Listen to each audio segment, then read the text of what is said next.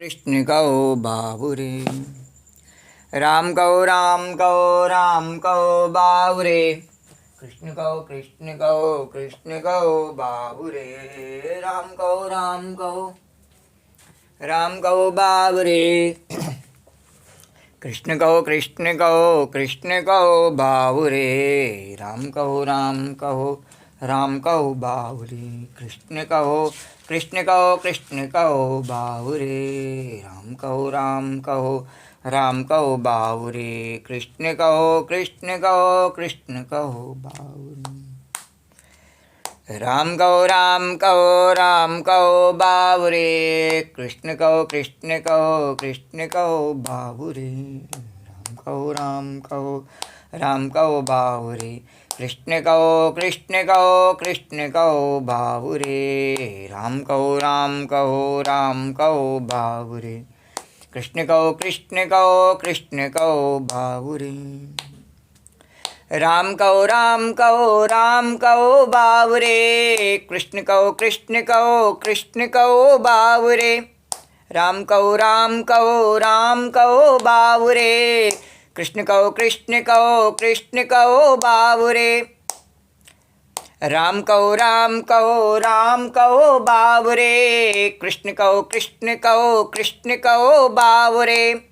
राम कहो बाबुरे। कृष्ण कहो बाबुरे। राम कहो बाबुरे। कृष्ण कहो बाबुरे। राम कहो बाबुरे। कृष्ण कहो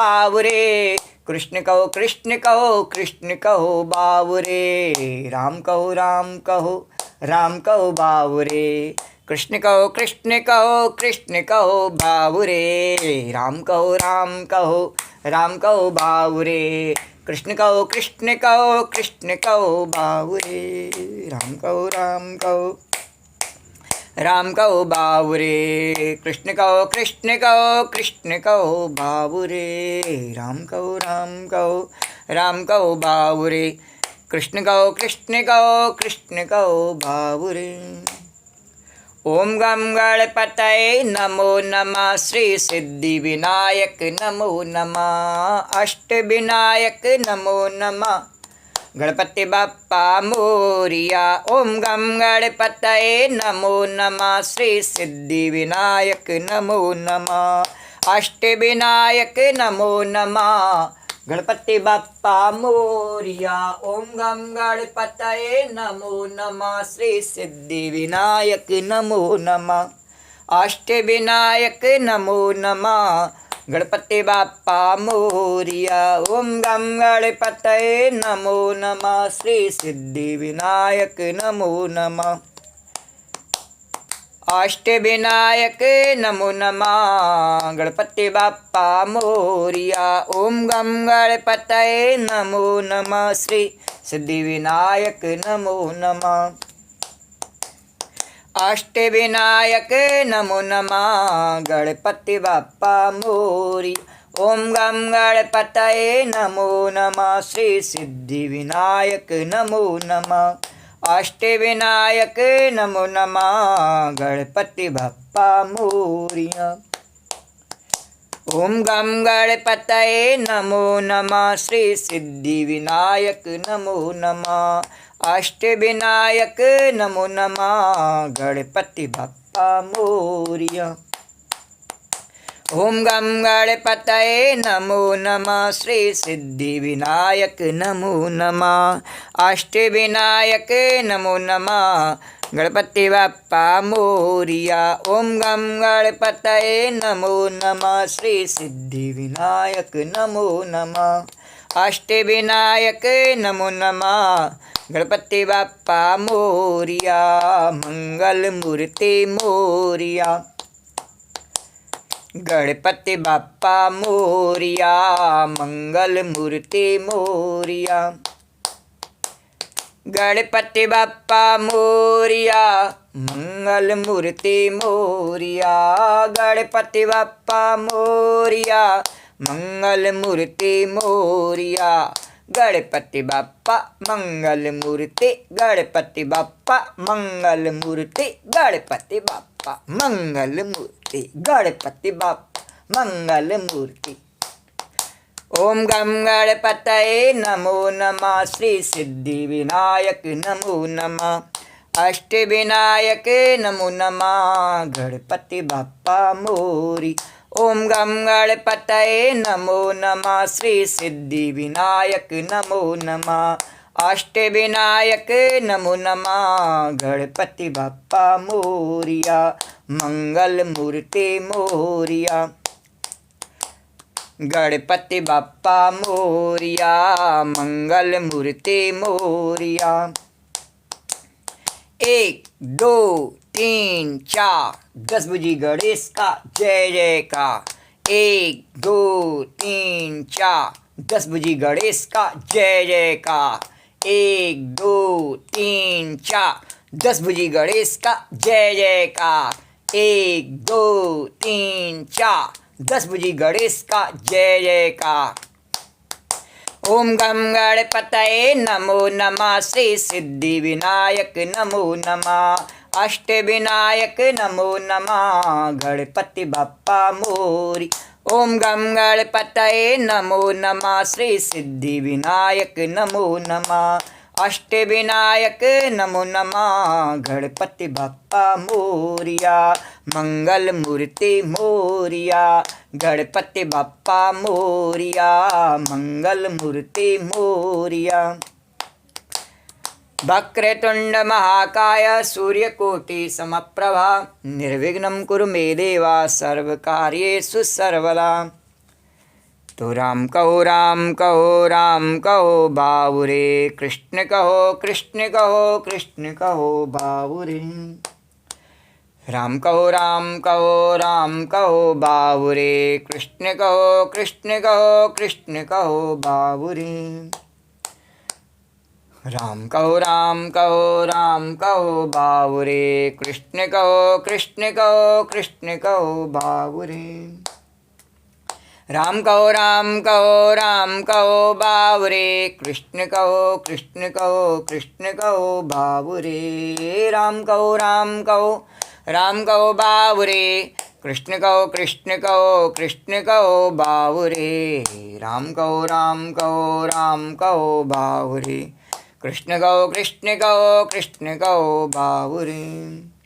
ओम नमः शिवाय, हरि ओम नमः शिवाय, ओम नमः शिवाय, हरि ओम नमः शिवाय, ओम नमः शिवाय, हरि ओम नमः शिवाय, ओम नमः शिवाय, हरि ओम नमः शिवाय, ओम नमः शिवाय, हरि ओम नमः शिवाय, ओम नमः शिवाय, हरि ओम नमः शिवाय। बोलो ओम नमः शिवाय, हरि ओम नमः शिवाय, बोलो ओम नमः शिवाय, हरि ओम नमः शिवाय, ओम नमः शिवाय, हरि ओम नमः शिवाय। शिव ओम नमः शिवाय, भगवान ओम नमः शिवाय। शिव ओम नमः शिवाय, भगवान ओम नमः शिवाय, प्रभु ओम नमः शिवाय, हरि ओम नमः शिवाय, ओम नमः शिवाय, हरि ओम नमः शिवाय, ओम नमः शिवाय, हरि ओम नमः शिवाय। बोलो ओम नमः शिवाय, प्रभु ओम नमः शिवाय। शिव ओम नमः शिवाय, भोले ओम नमः शिवाय, भोले ओम नमः शिवाय। शंभु ओम नमः शिवाय, शंभु ओम नमः शिवाय, प्रभु ओम नमः शिवाय, प्रभु ओम नमः शिवाय, भगवान ओम नमः शिवाय, भगवान ओम नमः शिवाय, हरि ओम नमः शिवाय। बोलो ओम नमः शिवाय, हरि ओम नमः शिवाय। ओम नमः शिवाय। हरि ओम नमः शिवाय। बोलो ओम नमः शिवाय। हरि ओम नमः शिवाय। शिव ओम नमः शिवाय। भगवान ओम नमः शिवाय। भोले ओम नमः शिवाय। शंभु ओम नमः शिवाय। प्रभु ओम नमः शिवाय। हरि ओम नमः शिवाय। बोलो ओम नमः शिवाय। हरि ओम नमः शिवाय। जप ओम नमः शिवाय। रट ओम नमः शिवाय। कहो ओम नमः शिवाय। भजो ओम नमः शिवाय। जप ओम नमः शिवाय। रट ओम नमः शिवाय। कहो ओम नमः शिवाय। भजो ओम नमः शिवाय। जप ओम नमः शिवाय। रट ओम नमः शिवाय। कहो ओम नमः शिवाय। भजो ओम नमः शिवाय। जप ओम नमः शिवाय। रट ओम नमः शिवाय। भजो ओम नमः शिवाय। कहो ओम नमः शिवाय। जप ओम नमः शिवाय। रट ओम नमः शिवाय। कहो ओम नमः शिवाय। भजो ओम नमः शिवाय। शिव ओम नमः शिवाय। शंभु ओम नमः शिवाय। भोले ओम नमः शिवाय। हरि ओम नमः शिवाय। प्रभु ओम नमः शिवाय। भगवान ओम नमः शिवाय। बोलो ओम नमः शिवाय। हरि ओम नमः शिवाय। बोलो ओम नमः शिवाय। हरि ओम नमः शिवाय। ओम नमः शिवाय। शिव ओम नमः शिवाय। भगवान ओम नमः शिवाय। भोले ओम नमः शिवाय। प्रभु ओम नमः शिवाय। हरि ओम नमः शिवाय। बोलो ओम नमः शिवाय। हरि ओम नमः शिवाय। शिव ओम नमः शिवाय। शंभु ओम नमः शिवाय। भगवान ओम नमः शिवाय। प्रभु ओम नमः शिवाय। भोले ओम नमः शिवाय। हरि ओम नमः शिवाय। बोलो ओम नमः शिवाय। हरि ओम नमः शिवाय। जप ओम नमः शिवाय। रट ओम नमः शिवाय। कहो ओम नमः शिवाय। भजो ओम नमः शिवाय। जप ओम नमः शिवाय। रट ओम नमः शिवाय। कहो ओम नमः शिवाय। भजो ओम नमः शिवाय। ओम हरि ओम। प्रभु ओम नमः शिवाय। ओम भगवान ओम। शिव ओम नमः शिवाय। ओम नमः शिवाय। हरि ओम नमः शिवाय। ओम नमः शिवाय। हरि ओम नमः शिवाय। ओम नमः शिवाय। हरि ओम नमः शिवाय। ओम नमः शिवाय। हरि ओम नमः शिवाय। ओम नमः शिवाय। हरि ओम नमः शिवाय। भगवान ओम नमः शिवाय। शिव ओम नमः शिवाय। प्रभु ओम नमः शिवाय। भोले ओम नमः शिवाय। शंभु ओम नमः शिवाय। भगवान ओम नमः शिवाय। शिव ओम नमः शिवाय। भोले ओम नमः शिवाय। हरि ओम नमः शिवाय। प्रभु ओम नमः शिवाय। ओम नमः शिवाय। हरि ओम नमः शिवाय। जप ओम नमः शिवाय। रट ओम नमः शिवाय। कहो ओम नमः शिवाय। भजो ओम नमः शिवाय। रट ओम नमः शिवाय। जप ओम नमः शिवाय। कहो ओम नमः शिवाय। भजो ओम नमः शिवाय। ओम हरि ओम। प्रभु ओम नमः शिवाय। ओम भगवान ओम। हरि ओम नमः शिवाय। ओम नमः शिवाय। हरि ओम नमः शिवाय। ओम नमः शिवाय। हरि ओम नमः शिवाय। नमः शिवाय नमः शिवाय नमः शिवाय नमः शिवाय नमः शिवाय नमः शिवाय नमः शिवाय नमः शिवाय नमः शिवाय नमः शिवाय नमः शिवाय नमः शिवाय नमः शिवाय नमः शिवाय नमः शिवाय नमः शिवाय। कर्पूरी गौरम करुणावतारम संसार सारम भुजगेंद्रहारम। कर्पूरी गौरम करुणावतारम संसार सारम भुजगेंद्रहारम। सदा बसंतम हृदयारविंदे सदा बसंतम हृदयारविंदे। भवं भवानी सहितं नमामि भवं भवानी सहितं नमामि भवं भवानी सहितं नमामि भवं भवानी सहितं नमामि। कर्पूरी गौरम करुणावतारम कर्पूरी गौरम करुणावतारम संसार सारम भुजगेंद्रहारम संसार सारम भुजगेंद्रहारम। सदा बसंतम हृदयारविंदे सदा बसंतम हृदयारविंदे। भवं भवानी सहितं नमामि भवं भवानी सहितं नमामि भवं भवानी सहितं नमामि भवं भवानी सहितं नमामि।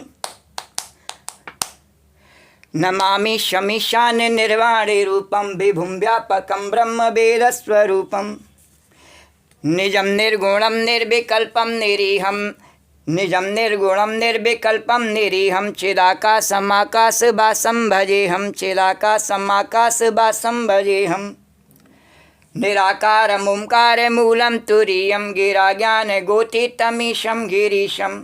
करालं महाकाल कालं करालं गुणागार संसार पारं नतोऽहं। तुषाराद्रिशङ्काश गौरं गभीरं मनोभूति कोटिप्रवासि शरीरं। स्फुरन्मौलिकल्लोलिनी चारु गंगा लसद्बालु बालेन्दुकण्ठे भुजंगा।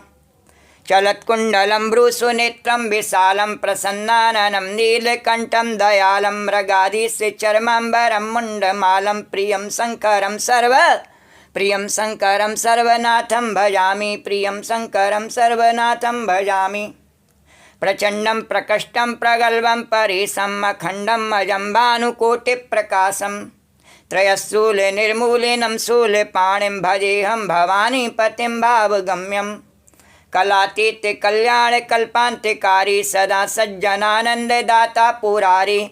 चिदानंद संदोह मोहापहारी प्रसीद प्रसीद प्रभो मन्मथारी प्रसीद प्रसीद प्रभो मन्मथारी। न यावद्दुमानाथ पादारविन्दं न भजन्ति ह लोके परे वा नराणां। न यावद्दुमानाथ पादारविन्दं भजन्ति ह लोके परे वा नराणां। न तावत् सुखं शांति संतापनाशं। प्रसीद प्रभो सर्वभूतादिवासं प्रसीद प्रभो सर्वभूतादिवासं। न जानामि योगं जपं नैव पूजां न तोऽहं सदा सर्वदा शम्भुतुभ्यं। जराजन्म दुःखोगतातप्यमानं जराजन्म दुःखोगतातप्यमानं। प्रभु पायापन् नमामि स शम्भो प्रभु पायापन् नमामि स शम्भो। जय शंभो जय शंभो शंभो जय शंभो जय शंभो शंभो। जय शंभो कैलासपति जय गौरा गौरा जय गौरा माँ पार्वती। जय शंभो शंभो। अरे जय शंभो शंभो जय शंभो कैलासपति जय गौरा गौरा जय गौरा माँ पार्वती। बोलो जगत जननी पूर्णा पार्वती मैया की जय।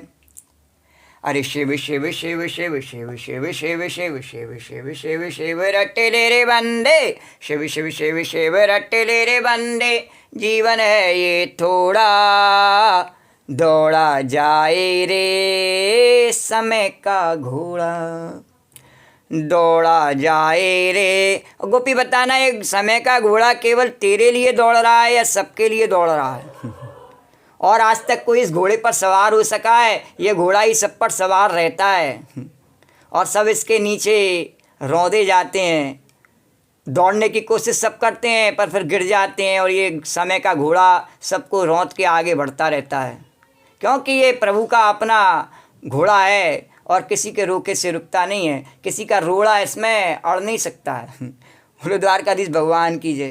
तो दौड़ा जाए रे समय का घोड़ा। एक दिन हमारे तुम्हारे सबके घोड़े रुक जाते हैं जीवन की सांसों के, पर भगवान के गुणगान के जो घोड़े हैं वो किसी न किसी रूप में होते ही रहते हैं संसार में, वो कभी रुकते नहीं हैं।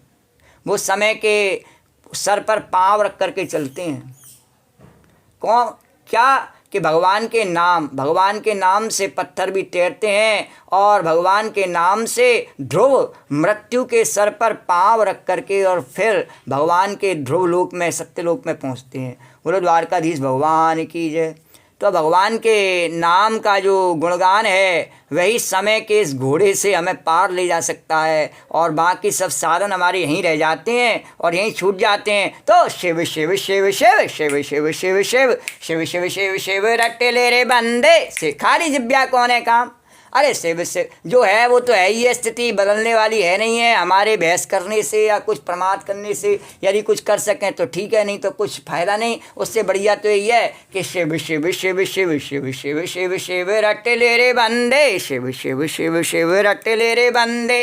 जीवन है ये थोड़ा दौड़ा जाए रे समय का घोड़ा, दौड़ा जाए रे समय का घोड़ा। शिव शिव शिव शिव रट्टे ले रे बंदे, शिव शिव शिव शिव रट्टे ले रे बंदे।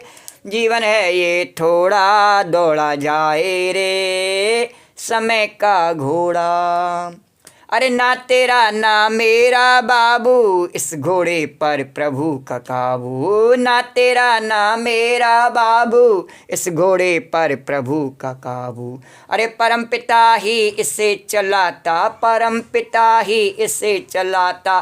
दिखा दिखा के कोड़ा दौड़ा जाए रे।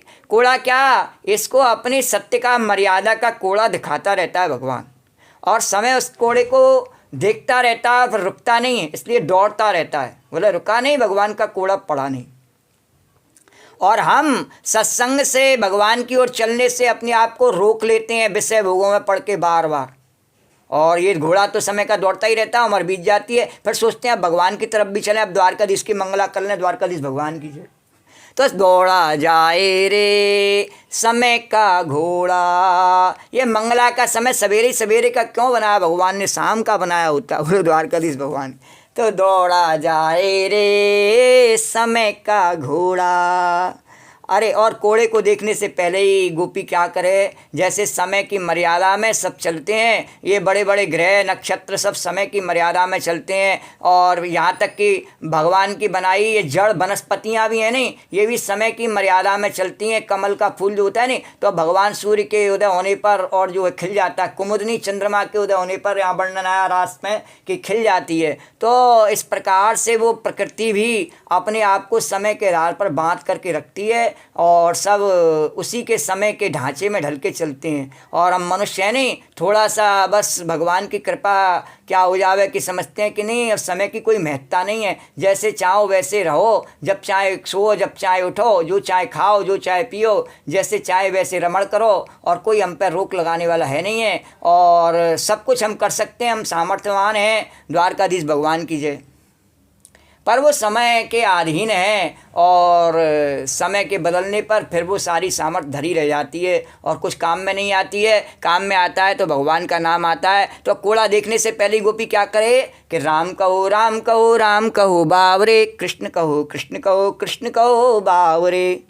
अरे राम कहो राम कहो राम कहो बावरे, कृष्ण कहो कृष्ण कहो कृष्ण कहो बावरे। तो बोलो राजा रामचंद्र भगवान की जय। बोलो कृष्णचंद्र भगवान की जय।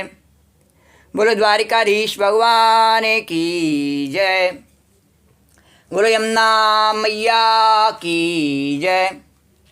जय जय श्री राधे। ओम श्री परमात्मा ने नमः। कल के कथा प्रसंग से आगे कन्हैया।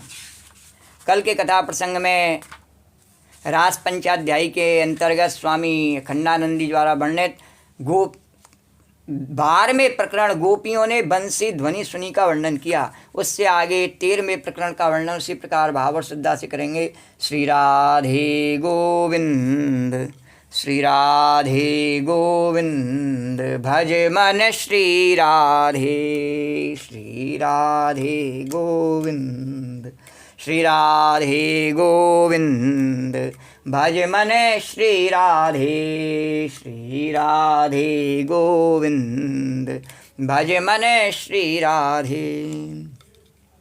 श्री राधे जय जय राधे, जय राधे जय श्री राधे, श्री राधे जय जय राधे, जय राधे जय श्री राधे, श्री राधे गोविंद, भज मन श्री राधे।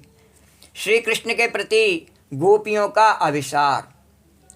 निशम्य गीतम तदनंगवर्धनम ब्रजस्त्रिय कृष्ण गृहीत मानसा, आयग्म्योर ओन्यनमलक्षितो क्षमाध्यमा सयत्र कांतो जवलोल कुंडला, आयग्मु अन्योन्यमलक्षितो धमा सयत्र कांतो जवलोल कुंडला। निशम्य गीतम तदनंगवर्धनम, श्याम सुंदर की बांसुरी भजी। जैसे कोई तत्वविद महात्मा तत्व का उपदेश करने के लिए तन्मुख हो और उसकी ध्वनि सुनकर के जिज्ञासु लोग दौड़ावें, तो वैसे ईश्वर अपने भक्तजनों को अपनी ओर आकर्षित करने के लिए इस बंसी ध्वनि का प्रयोग करता है। जैसे संसार के आकर्षण के लिए दुकान लगाई जाती है नहीं, ऐसे ही भगवान के आकर्षण के लिए मंदिर सजाए जाते हैं।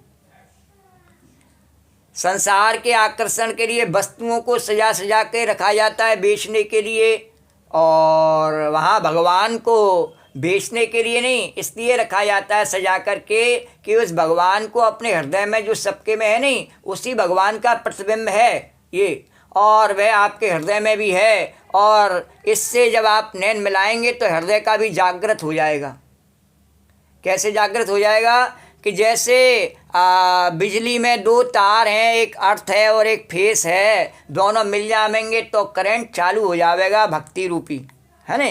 तो ये जो अर्थ है नहीं, वो तो हमारे भीतर है, भगवान की छवि सबके भीतर है। भगवान ने गीता में कहा कि मैं सबके भीतर जो है व्यापक हूँ और सबके हृदय में और बैठा हुआ हूँ, सबको यंत्र की तरह से चलाता हूँ। तो भगवान की छवि व्यापक है तो वो अर्थ के रूप में है। तो अर्थ क्या है? छिपा हुआ करंट। अब उसमें मंदिर वाला जो द्वारकाधीश है नहीं, साक्षात फेस वाला, उसको जोड़ना है। उससे जैसे ही नैना जोड़े नहीं और करंट आया नहीं तो तुरंत ही द्वारकाधीश भगवान की जय, तो उसका साकार दर्शन हो जाएगा। कब हो जाएगा? जब भीतर वाले हृदय के तार से और वो जुड़ जाएगा। तो उससे हमें केवल ऐसा नहीं है, लेकिन वहाँ तो समस्या ये है कि पहले तो आँखों के ही तार नहीं जोड़ पाते हैं। हृदय के तार की तो बात की बात है। तो आँखों के तार जब देखते हैं तो बंद कर लेते हैं आँखें भगवान को। भगवान यही तो कहते हैं, मुझे देखते ही आँखें बंद कर लेते हैं। संसार की दुकान पर जाते हैं नहीं, बड़ी आँखें फाड़ फाड़ के देखते हैं, और वहाँ यहाँ आकर के मैंने दुकान की तरह भी मंदिर सजा दिए, फिर भी लोग मुझे देखते नहीं हैं, आँखें बंद कर लेते हैं। बोलो द्वारकाधीश भगवान की है। तो एक बात आपको सुनावें कि बंसी ध्वनि और वेद ध्वनि, तो शास्त्र में लिखा है कि जब ईश्वर प्रलय के समय सो जाता है तब उसके नाक की जो घरघराहट है, यानी ब्रज भाषा में कहे तो खर्राटा है, वह वेद ध्वनि है। और कहा उसमें अर्थ कहाँ से आया? अरे भाई, ईश्वर के नाक की घरघराहट भी अर्थ स्वरूप होती है। कहा नहीं, तो घरघराहट से कंपन उत्पन्न हुआ नहीं, करंट उत्पन्न हुआ नहीं, धरती के भीतर कंपन। तो इस प्रकार से कहा नहीं, इसके अपने भाव के अनुसार महात्मा लोग उस ध्वनि में से संकेत निकाल लेते हैं। बोले जैसा जिसका भाव होता है नहीं, उस हिसाब से वो समझ लेता है कि भगवान का खर्राटा क्या कह रहा है। इस प्रकार से जिस जिस ऋषि मुनि ने, संत ने जैसे जैसे ध्यान किया है, उसने वैसे ही वैसे भगवान के खर्राटे रूपी वेद को वर्णन किया है। इसलिए वेद अपौर से हैं, क्योंकि वो भगवान के ही भीतर से निकले हुए हैं और उनके सही अर्थ को भगवान ही जानते हैं, कोई जानता नहीं। क्योंकि जिन्होंने भी उसके अर्थ को जाना है वो अपने अपने गंतव्य से, अपने अपने मंतव्य से जाना है। तो निश्वसित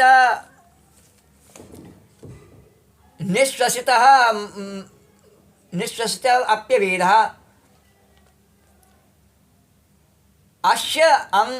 अस्य महत्वभूतस्य निश्रिते एतद् तद् ऋग्वेदो यजुर्वेदा सामवेदो अथर्वांग्रसा इतिहासा पुराणम। और बंसी ध्वनि यह तो जागृत अवस्था में जानबूझकर कि लोग हमारी ओर सम्मोहित हों, आकृष्ट हों और जीवों को अपनी ओर खींचने के लिए ईश्वर का मधुर मधुर आनंद से ओतप्रोत हृदय कर्ण रूप बुलावा है। आओ आओ आनंद रस का पान करो, आनंद रस में स्नान करो, आनंद रस के समुद्र में अवगाहन करो। बोलो द्वारकाधीश भगवान की जय। बोले वेद की ध्वनि क्या है कि नाक में से खर्राटा निकला, उसको अपने अपने हिसाब से सबने वर्णन किया भगवान के स्वरूप को। और बंसी ध्वनि क्या है कि भगवान ने अपनी कृपा के द्वारा व्यक्ति को और अपने पास बुला लिया। द्वारकाधीश भगवान की जय।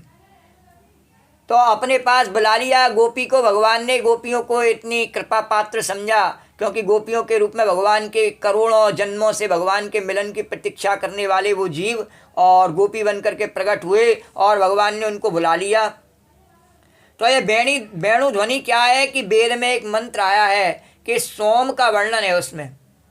सोम माने चंद्रमा भी होता है और सोम माने वह सोम रस भी होता है जिसका विद्वान लोग पान करते हैं। और सोम माने सूर्य भी होता है और सोम माने आत्मा भी होता है। निरुक्ताकार ने यहाँ सोम शब्द का दो अर्थ किया है, एक सूर्य और एक आत्मा। मंत्र है सोम पवते जननाम मत्तीनाम। प्रकाशात्मक किरणों को उत्पन्न करने वाला जैसे सूर्य है वैसे प्रकाशात्मक श्रुतियों को प्रकट करने वाला आत्मा है। तो वही इंद्रियों के जनियता है, इंद्रियों के सविता हैं और वही पृथ्वी का सविता है, वही अग्नि का सविता है, वही इंद्र का सविता है और वही विष्णु का सविता है। इतनी बात उस मंत्र में कही गई है। तो विष्णु नाम है इंद्रश्चाश्च विष्णु जनिता। सोम माने आत्मा। तो अब देखो सोम माने है श्री कृष्ण चंद्र और चंद्र वंश में उत्पन्न होने के कारण श्री कृष्ण चंद्र आह्लाद में ही रश्मियों वाले, आह्लाद में किरणों वाले। ये यदि बंसी ध्वनि न करें तो ये गोपियाँ क्या करेंगी मालूम है? कोई गाय धोएगी, कोई हलवा पकाएगी, कोई बच्चे को दूध पिलाएगी, कोई रसोई परोसेगी, यही काम करेंगी। पर जब कृष्ण बांसुरी बजाते हैं तो कहते हैं लो इधर घर के काम से संन्यास लो, अर्थ से, धर्म से, काम से, मोक्ष से संन्यास लेकर हमारी ओर आओ।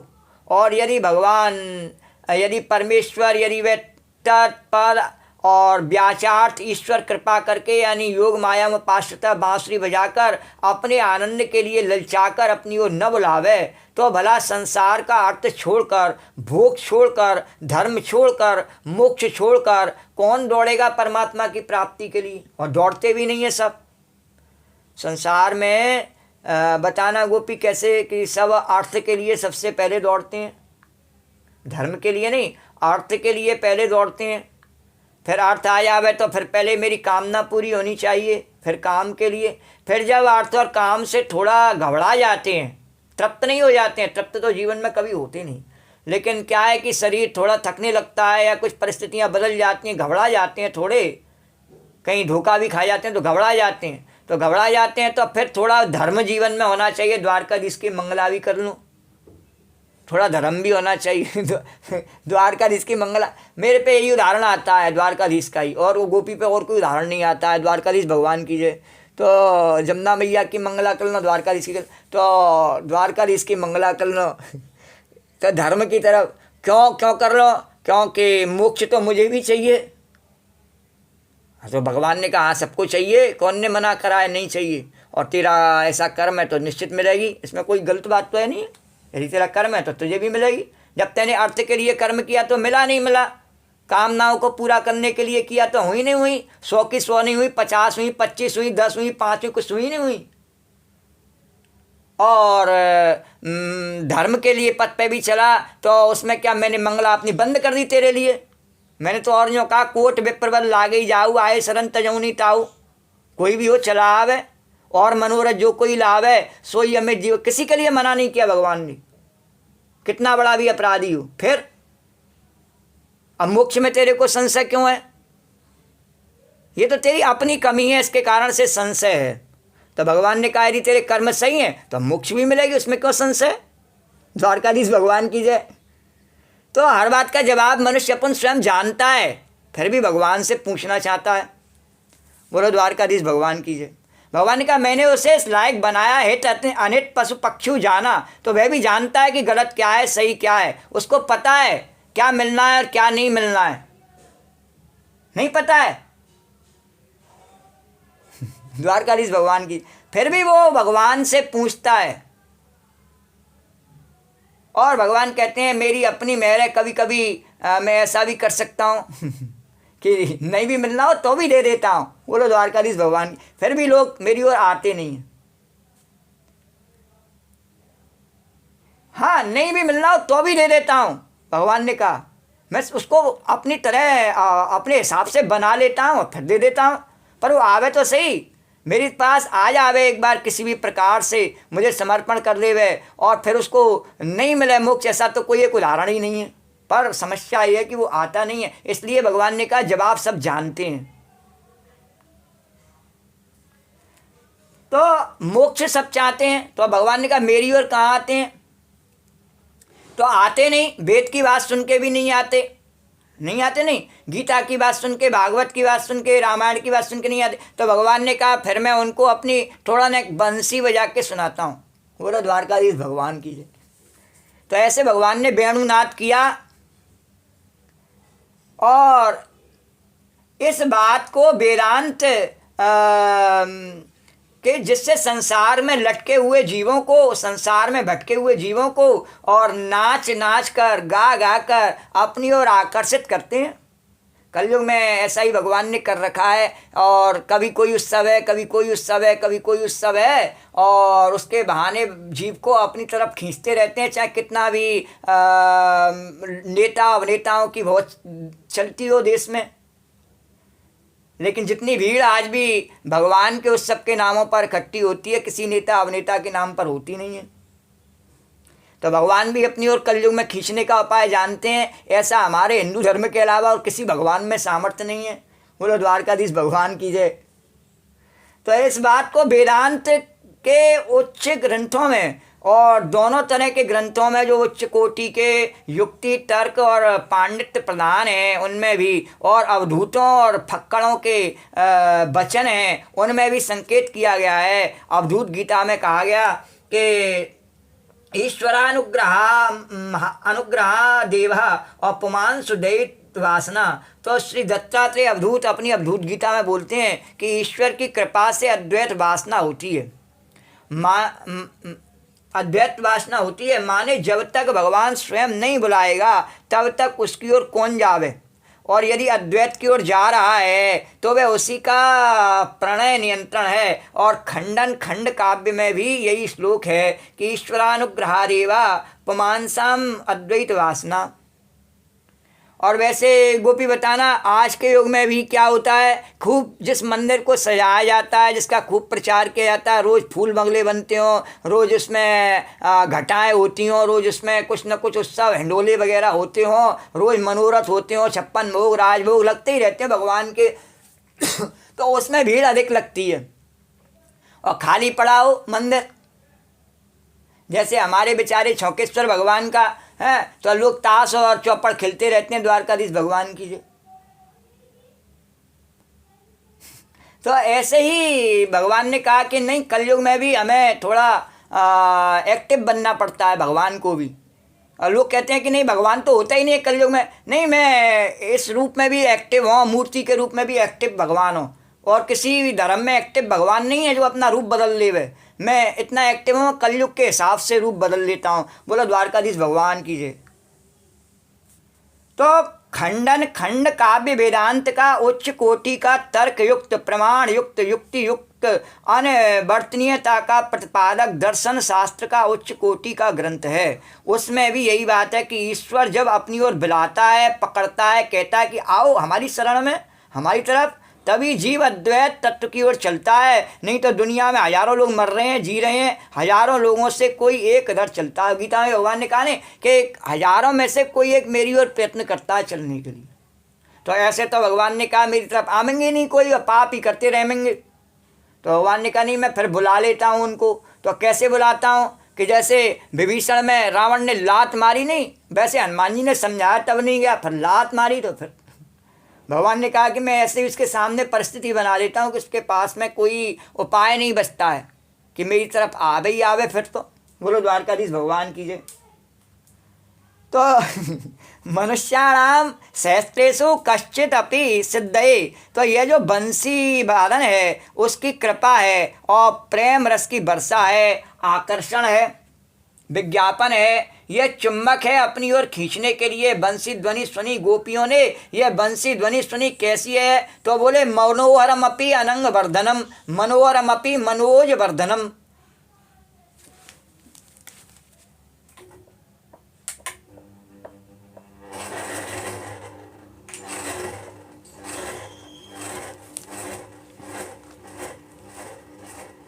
मनोहरमपि मनोज वर्धनम। तो एक ओर तो यह वेणुनाद मन का हरण करता है, दूसरी ओर मनोज को बढ़ाता है। यह वासना जिसको बोलते हैं, यह वासना यदि संसार की है तो बांधने वाली है, और यदि ईश्वर की है तो छुड़ाने वाली है। और पिछले प्रकरण में इस पर व्याख्या करी गई थी कि भगवान की तरफ जो अपनी कामनाएं जुड़ जाती हैं तो वो हमारे लिए मोक्ष का कारक होती हैं, वही वासनाएं, वही काम। और वही काम जब संसार के साथ में जुड़ा है हमारी कामनाएं, तो वे हमारे लिए बंधन का कारक हैं।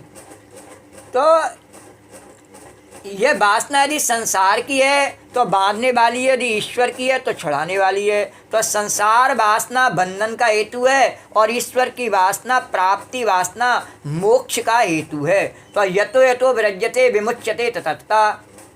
तो एक प्रेम वह जो संसार से छुड़ा दे और एक प्रेम वह जो संसार में बांध दे। तो भगवान जो प्रेम करता है वह संसार में बांधने वाला प्रेम नहीं है, संसार से छुड़ाने वाला होता है।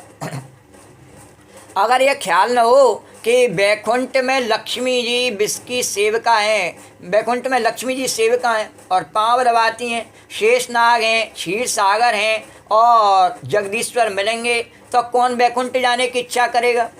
है नहीं?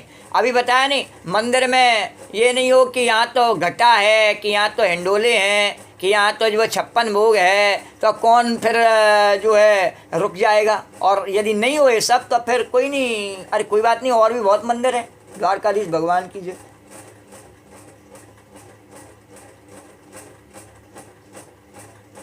तो बैकुंठ जाने की इच्छा तो इसी प्रकार से भगवान ने कहा बैकुंठ का वर्णन ही नहीं हो।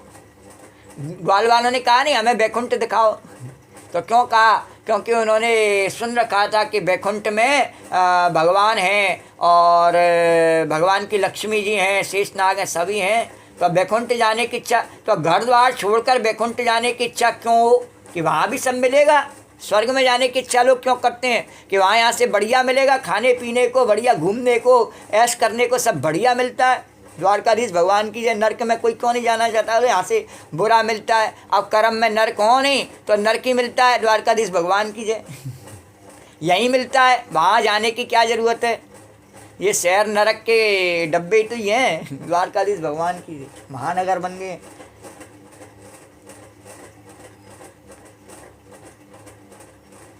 हम बहुत सी बुराइयों को जब सहन करते हैं नहीं, भारत के इंसान तो बड़े रावण की तरह से बड़े नाकदार बन जाते हैं, उसका विरोध करने की हम हिम्मत ही नहीं जुटा पाते हैं। बोलो द्वारकाधीश भगवान की जय।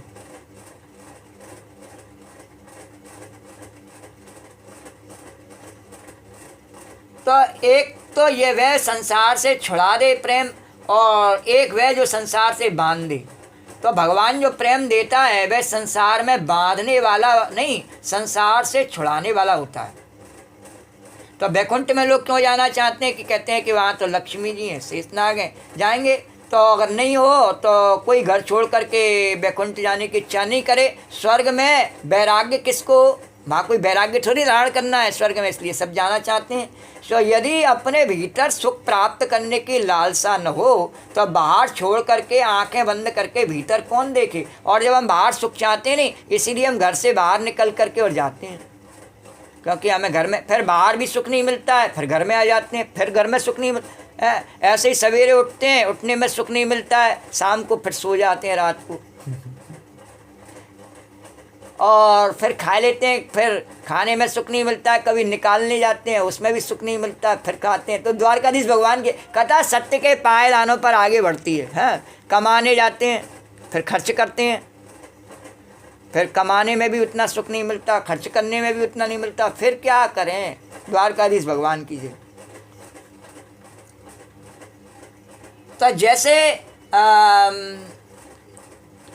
जो लालसा है हमारी, यदि अपने भीतर सुख प्राप्त करने की लालसा ही नहीं हो तो फिर हमें कहीं जाने की ज़रूरत नहीं है। फिर अपने भीतर भगवान को हम जान जाते हैं, और जब भगवान को जान जाते हैं तो फिर तो जहाँ भीतर घर में है या जंगल में है या कहीं और भी है, क्या फ़र्क पड़ जाता है उससे। द्वारकाधीश भगवान की जय। दिन है कि रात है कि कोई संग है कि नहीं है, उससे क्या फ़र्क पड़ता है। इस संसार की कोई गतिविधि हमारे रहने से या न रहने से बदल जाती है, नहीं बदलती है। फिर अपने को इतना महत्व देना कि हम कुछ हैं ऐसा समझना, और ऐसा समझना ही सब परेशानियों की जड़ है। नहीं प्रभु मैं तो आपकी लौंडी, आप कहो बासन मांजना तो बासन मांज दो। तो जैसे भगवान कह दे वैसे रहना, और वह सुख की पहचान है। बोलो द्वारकाधीश भगवान की जय। अच्छा ये नहीं है, सबर नहीं है, संतोष नहीं है, चाहिए नहीं है, तो फिर जय जमुना मैया की। तो यह अपने भीतर जो लालसा है नहीं, यही हमें बाहर ले लेके जाती है बार बार। ये चाहिए, वो चाहिए, ऐसा करना है, वो करना है, यानी मन को ले जाती है। हम नहीं जाते हैं तो मन को ले जाती है। तो फिर हमारे पास में हम अकेले भी घर में बैठे हो नहीं तो कौन देखे। हम टेलीविज़न खोल लेते हैं, फ़ोन में उलझ जाते हैं, दूसरों से बात करने लग जाते हैं, मैसेज भेजने लग जाते हैं, लेकिन कौन भगवान से मन लगावे। द्वारकाधीश भगवान की जय। अपने भीतर बैठे भगवान को, सच्चे साथी को कौन तलाश करे, किसको फुर्सत है। तो ये वो जो भगवान है बुलाते हैं कि अनंग वर्धनम, ईश्वर विषयक काम को बढ़ाती है वह बंसी ध्वनि। तो इस प्रकार भगवान बुला रहे हैं। काम का नाम सुनकर घबराना नहीं, काम बुरा नहीं है, उसका विषय बुरा और भला होता है। अगर बुरा होता तो भगवान उसे देवताओं की श्रेणी में क्यों रखते, और उसे अपना पुत्र भी क्यों बनाते लीला में। बुरा होता। द्वारकाधीश भगवान की, जिससे सब सृष्टि ब्रह्मा जी ने चलाई, वह बुरा नहीं है। अगर बुरा होता तो भगवान शंकर उसको भस्म करने के बाद में ऐसा वरदान नहीं देते कि वह बिना शरीर के ही सारे संसार में, जैसे मैं व्यापक हूँ ईश्वर, ऐसे ही काम भी व्यापक रहेगा। जैसे राम व्यापक है ऐसे काम भी व्यापक है नहीं ये व्यापक। द्वारकाधीश किसी न किसी कामना से हमें उलझाई रखता है संसार में। काम की पूरी व्याख्या लोग जो है जानते नहीं, किसी एक प्रकरण को पकड़ के काम के किसी एक को पकड़ के बैठा है वही काम नहीं। काम जितने समय तक वो जीता है नहीं, उसका एक बस विचार करने की भी शक्ति जब तक उसमें रहती है तब तक उसमें कुछ न कुछ कामना रही आती है। बोलो द्वारकाधीश भगवान की।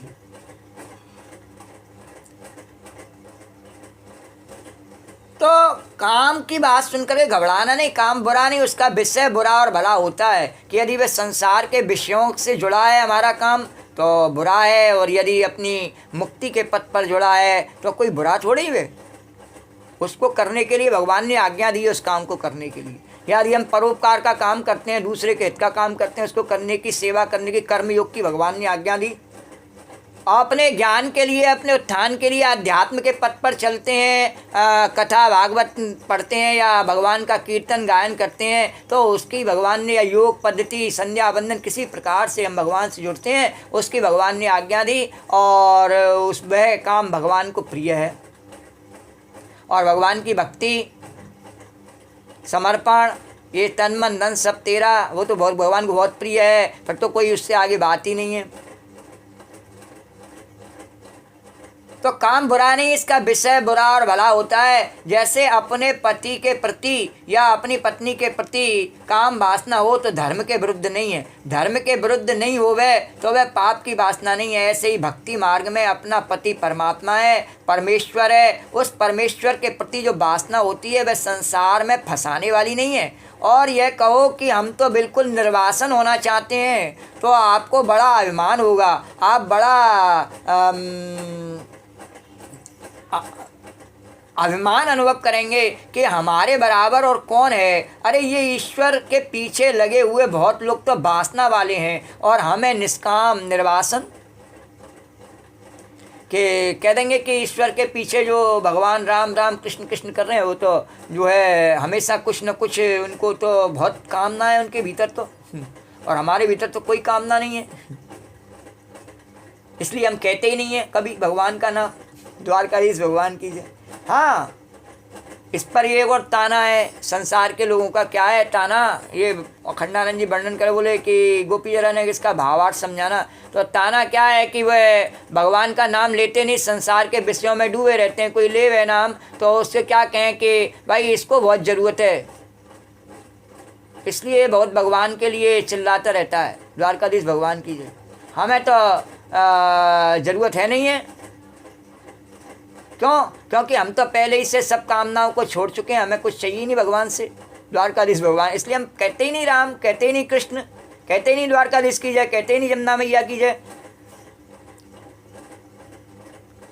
तो तुम अभी तो निर्वासन हो नहीं, निर्वासन होना चाहते हो तो निर्वासन होने की कामना तत्पदार्थक विषयक कामना है, और ईश्वर की प्राप्ति की कामना तत्पदार्थक विषयक कामना है।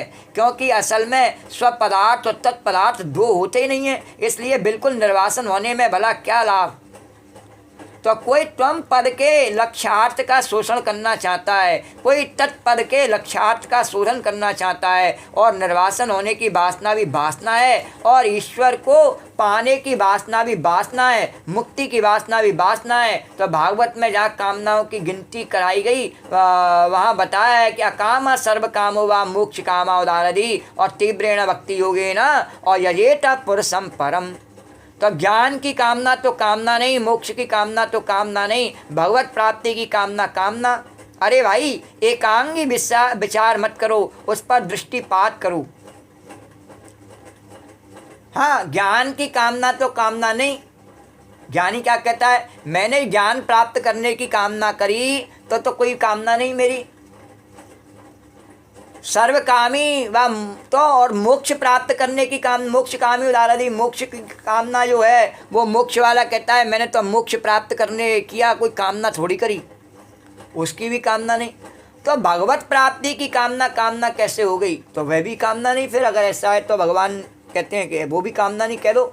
तो अरे भाई एकांगी विचार मत करो, इस पर दृष्टिपात करो कि जहाँ सर्वनियंता सर्वज्ञ सर्वशक्तिमान अंतर्यामी हमारी बुद्धि के और हमारे बीच में बैठकर अंतःप्रविष्ट शास्ता जनानाम भीतर बैठकर जो सबका प्रशासन कर रहा है, और उसकी कामना भी कामना नहीं है, उसकी कामना भी कामना नहीं है, वो तो है ही मालिक। अभी भगवान ने गीता में कहा, बार बार उसको दोहराना क्यों गोपी? तो उसको इसलिए दोहराना कि लोग बहुत गीता पढ़ते हैं, कुछ लोग 18 अध्याय रोज पढ़ते हैं, पर वो इस बात को बार बार भूल जाते हैं कि वो भगवान सबके भीतर बैठा है और सबको चलाने वाला वही है। और हम सोचें हम किसी को चला लें में, तो हमारी मूर्खता से बड़ी मूर्खता किसी की हो सकती है? द्वारकाधीश अपने को चला नहीं सकते, दूसरे को हम चलाना चाहते हैं। द्वारकाधीश भगवान की जय।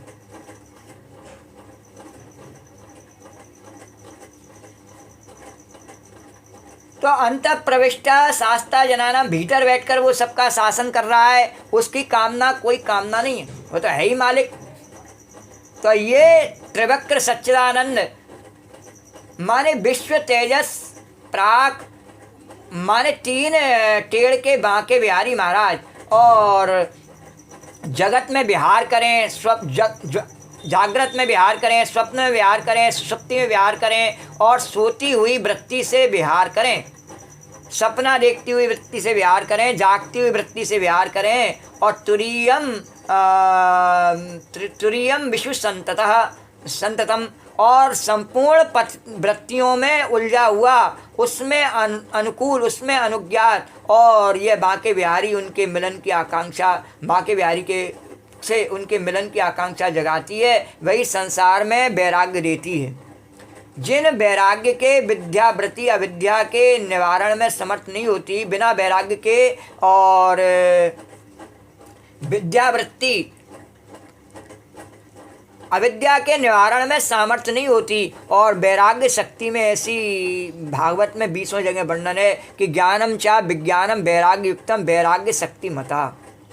ज्ञान की शक्ति है वैराग्य, तो जिस ज्ञान में त्याग का सामर्थ्य नहीं है, ये कई बार गीता के प्रवचन में बताया कि बिना त्याग के और कोई भी वैराग्य नहीं हो सकता है, और जब वैराग्य नहीं हो सकता है तो उसका ज्ञान भी दृढ़ नहीं हो सकता है, कोई भी ज्ञान भगवान का। और जब ज्ञान दृढ़ नहीं हो सकता है, पहले कहा त्याग के बिना वैराग्य नहीं, क्या कहा गोपी कि त्याग के बिना वैराग्य नहीं, और वैराग्य के बिना दृढ़ हुए बिना ज्ञान दृढ़ नहीं, और ज्ञान के दृढ़ हुए बिना भगवान में प्रेम दृढ़ नहीं, जाने बिन हुए प्रतीति, फिर प्रेम दृढ़ नहीं, और प्रेम बिना नहीं भगत दृढ़ाई, तो फिर उसकी भक्ति में भी दृढ़ता नहीं, उसमें अभी कचाई है, तो फिर अभी रगड़ करते रहो द्वारकाधीश भगवान की है। ऐसे ही गोपी अभी बर्तन रगड़ती रहो अभी तुम्हारी छुट्टी नहीं है, द्वारकाधीश भगवान की जय। तो भीतर बैठकर जो सबका प्रशासन कर रहा है, बिना प्रशासन कर रहा है, भाई जो है संसार में वैराग्य दे सकता है, बांके बिहारी उसके मिलन की आकांक्षा ही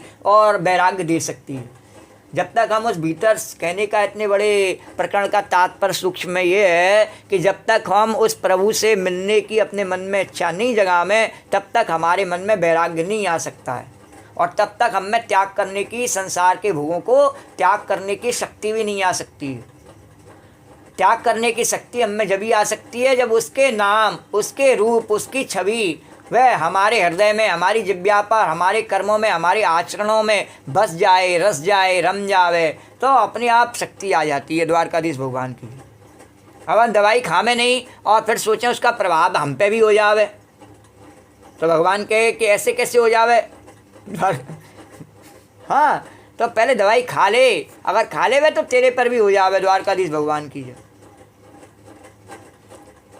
तो ज्ञानम च विज्ञानम वैराग्य युक्तम वैराग्य शक्ति मता, तो ज्ञान की शक्ति है वैराग्य, और जिस ज्ञान में त्याग का सामर्थ्य नहीं है वह ज्ञान किस काम का, और जिस प्रेम में त्याग का सामर्थ्य नहीं है वह प्रेम किस काम का, और जिस योगी में, समाधि निष्ठ में बाह्य विषय के त्याग का सामर्थ्य नहीं है वह योगी किस काम का। अरे सत से प्रेम करो तब भी त्याग करना पड़ता है, चित्त से प्रेम करो तब भी त्याग करना पड़ता है, आनंद त्याग करो तब भी त्याग करना पड़ता है, आनंद से त्याग करो तब भी त्याग करना पड़ता है। त्याग किए बिना आज तक कोई गोपी हुआ है न होगा, तो त्याग किए बिना कोई आज तक योगी हुआ है न होगा, और त्याग किए बिना आज तक न कोई ज्ञानी हुआ है न होगा। द्वारकाधीश भगवान की जय।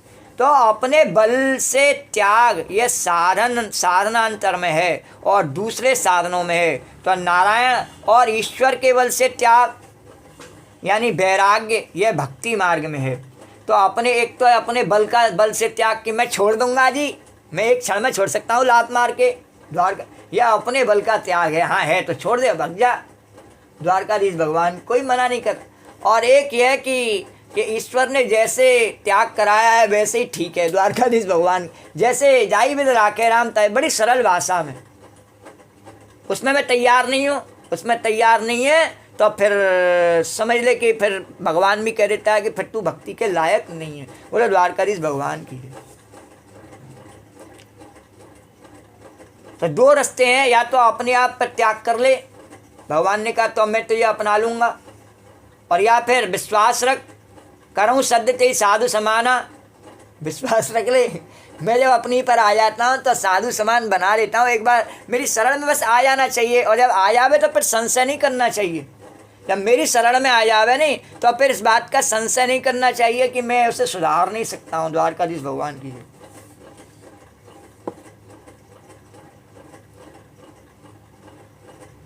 तो त्याग किए बिना कोई आज तक न योगी हुआ है, न गोपी हुआ है, और न ज्ञानी हुआ है।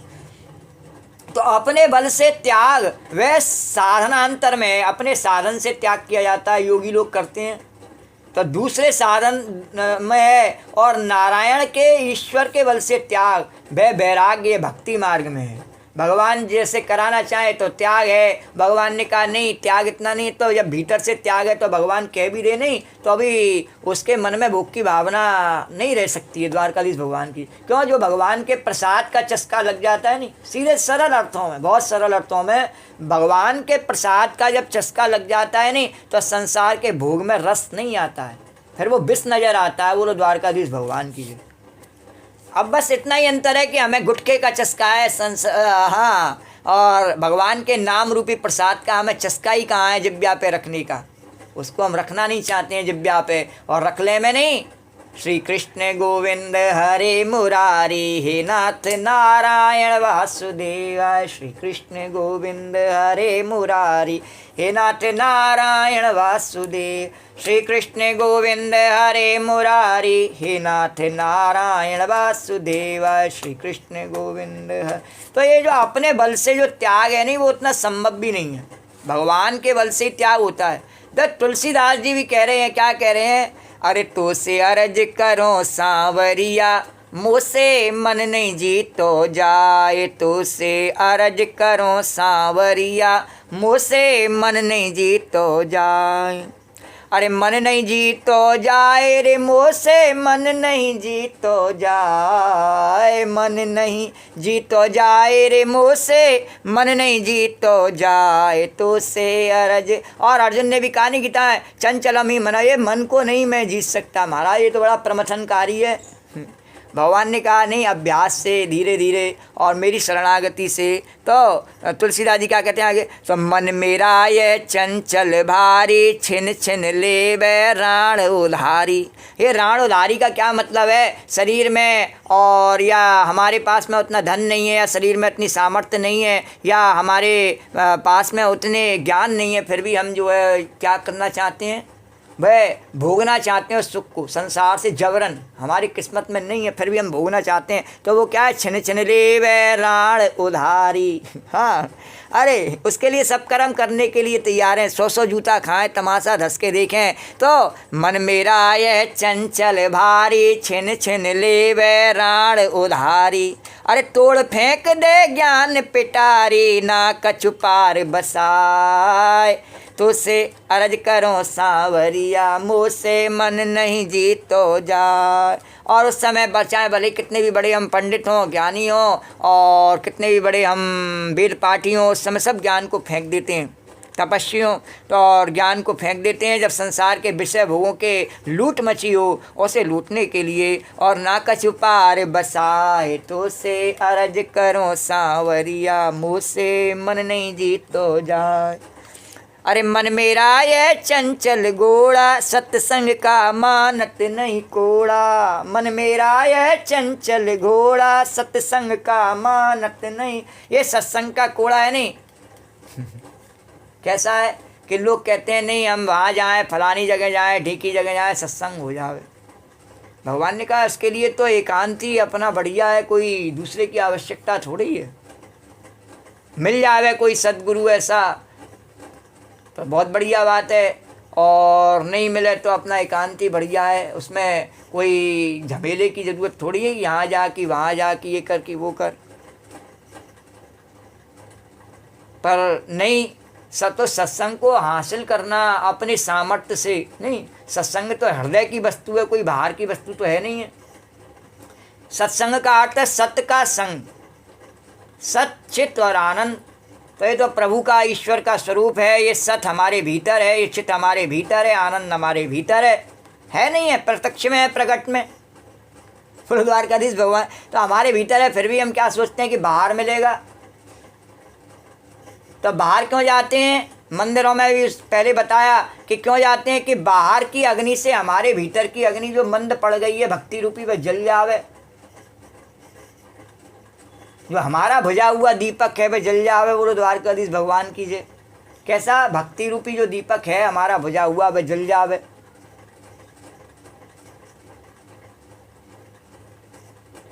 इसलिए हम बाहर के बड़े मसाल के पास में जाते हैं कि उससे थोड़ी रोशनी मिल जाए। हमारे अंदर इतनी रगड़ करने की शक्ति नहीं रही है।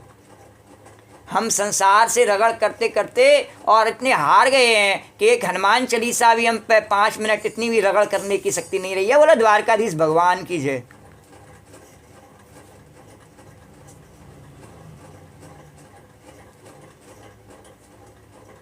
तो ज्ञान की शक्ति है वैराग्य, और जिस ज्ञान में त्याग का सामर्थ्य नहीं वह ज्ञान किस काम का। ऐसे ही जो अपने बल से त्याग वह साधनांतर में है और दूसरे साधनों में है। तो मन मेरा यह अपने बल से जो त्याग है वो कैसा है कि मन मेरा यह चंचल घोड़ा, सत्संग का मानत नहीं कोड़ा। मन मेरा यह चंचल घोड़ा, सत्संग का मानत नहीं कोड़ा। और ज्ञान ध्यान का लंगर तोड़ा, ज्ञान ध्यान का लंगर तोड़ा। पल पल में हिननाए।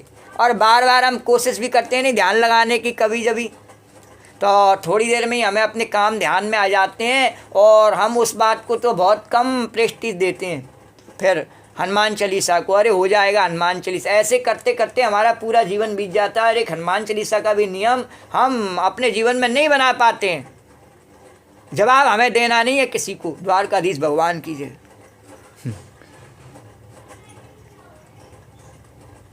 तो ज्ञान ध्यान का लंगर तोड़ा, पल पल में हिननाए। देखो बाहर क्या हो रहा है, देखना। हाँ हाँ, इस प्रकार से पल पल में हिननाए। तो से अरज करो सांवरिया, मुँह से मन नहीं जीतो जा। अपने सामर्थ्य से जीत ले। तो भगवान तुलसीदास जी भी कह रहे हैं जीत ले। हाँ, तो से अरज करो सांवरिया, मुँह से मन नहीं जीत। और मन हाथी नहीं काबू मेरे, नहाए धोए कर धूल बिखेरे। हाँ, मन हाथी नहीं काबू मेरे, नहाए धोए कर धूल बिखेरे। क्या नहाए धोकर धूल बिखेरे? क्या हाँ, नहाए लिए धोए लिए मंगला द्वारकाधीश की। पहले तो नहाए धोए में ही जो है कोई राम नहीं कृष्ण नहीं काएँ काएँ करी। फिर मंगला में भी कोई राम नहीं कृष्ण नहीं, दूसरों से ही हाय हलो करी। और उसके बाद में घर आकर के भी फिर जो है काएँ काएँ करने लगे इस प्रकार से।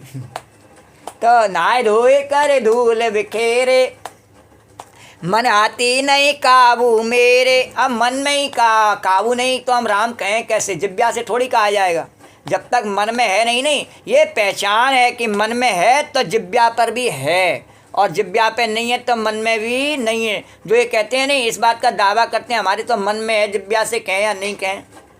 तो जब तक वो जिब्या से नहीं कहे, उसके मन में जिब्या से वही निकलता है बार बार जो उसके मन में है।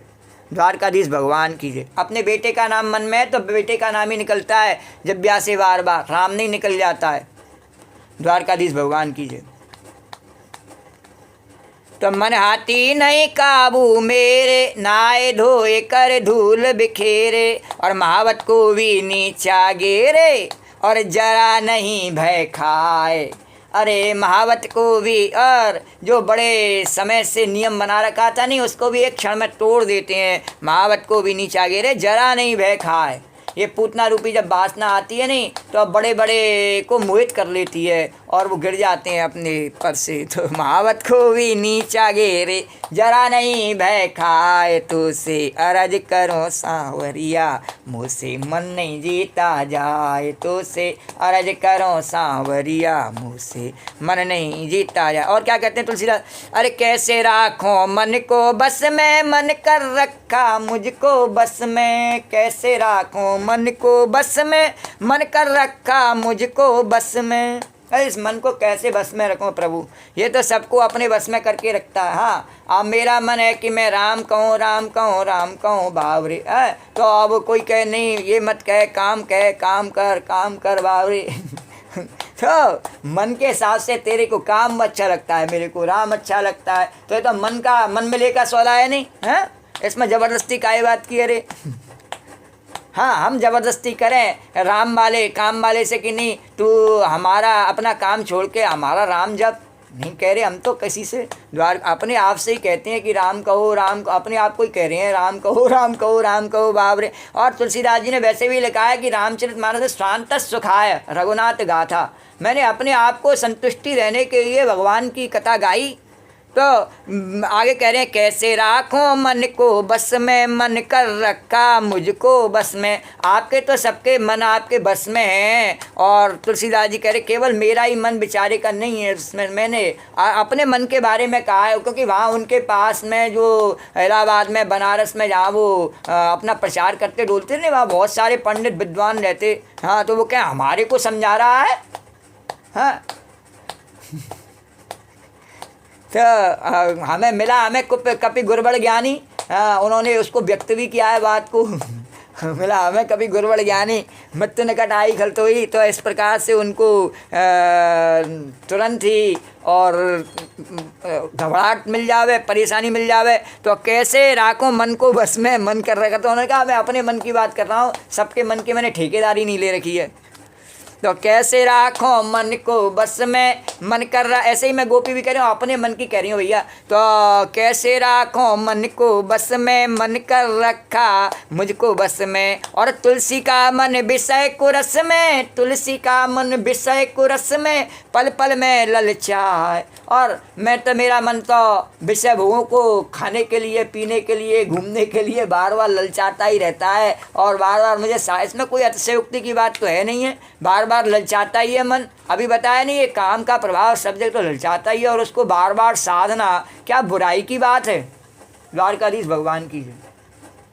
काम को, क्रोध के आवेग को, लोभ की वासना को, उसको कंट्रोल में बार बार करना क्या बुराई की बात है? नहीं, उसको फैलाना बुराई की बात है, उसको अंकुश लगाना कोई बुराई की बात नहीं है। तो उसी को भजन कहते हैं, उसी को त्याग कहते हैं, तो उसी को तपस्या कहते हैं। और जो इस बात को, इतनी सरल बात को नहीं जानता है और बेकार प्रमाद करता है, उसके कुछ नहीं कहते हैं उससे। तो तुलसी का मन विषय को रस में, पल पल में ललचा। हमारा तो भैया ललचाता है विषय को रस में, तेरा ललचाता नहीं ललचाता, उसकी बात नहीं कर रही। द्वारकाधीश भगवान की जय। तो तुलसी का मन विषय को रस में, पल पल में ललचा। फिर उसको वहाँ से हटा कर भगवान हमारे कन्हैया द्वारकाधीश बार बार खींचते, गोपी कहाँ जावे, और यहाँ बिठाल देते हैं लाए की कथा में। तो बोलो द्वारकाधीश भगवान की जय, जमुना मैया की जय, जय जय। तो अपने बल से जो त्याग है वह साधनांतर में, दूसरे साधनों में, और नारायण और ईश्वर के बल से जो त्याग है नहीं, अपने आप भगवान बिठा ही देते हैं उनकी कृपा से। तो कहीं नहीं कि तुलसीदास जी ने क्या कहा कि तुलसी तुलसी सब कहें, तुलसी वन की घास, और कृपा वही रघुनाथ की तो है गे तुलसीदास। तो ईश्वर के बल से त्याग, वैराग्य, यह भक्ति मार्ग में है। और बांसुरी बजा बजा करके भगवान सबको अपनी ओर खींच रहे हैं। ब्रज स्त्रिया कृष्ण गृहीत मानसा। तो ब्रज स्त्री कोई साधारण गोपी नहीं, एक तो नित्य सिद्ध गोपी होती हैं जो गोलोक में भगवान के साथ रहती हैं, अवतार लेती हैं। एक साधन सिद्धा गोपी होती हैं। तो साधन सिद्धों में तो कृपा सिद्ध होते हैं, और साधन सिद्ध होते हैं उनके भी बहुत भेद हैं। और जो पूर्व जन्म में ऋषि थे वो गोपी हुए, जो पूर्व जन्म में श्रुतियाँ हैं वेद की वे गोपी हुई, और जिन्होंने अष्टादश अक्षर मंत्र को क्रीम कृष्णाय गोविंदाय इस इन मंत्रों का जाप किया वे गोपी हुई। और गोपी तरह तरह की हैं, कोई देवी है तो वे गोपी हुई, कहीं नारद, शुक, अर्जुन आदि भी कभी कभी साधना के उत्कर्ष से गोपी भाव को प्राप्त होते हैं। ये ब्रज स्त्री है, कोई ऐसी वैसी नहीं। ब्रज स्त्री है कृष्ण गृहीत मानसा। जैसे कोई भूत किसी आदमी को पकड़ ले, जैसे कोई जादूगर कठपुतलियों को अपनी तरफ खींच ले, जैसे ऐसे वे कृष्ण के द्वारा पकड़ी गईं जबरन।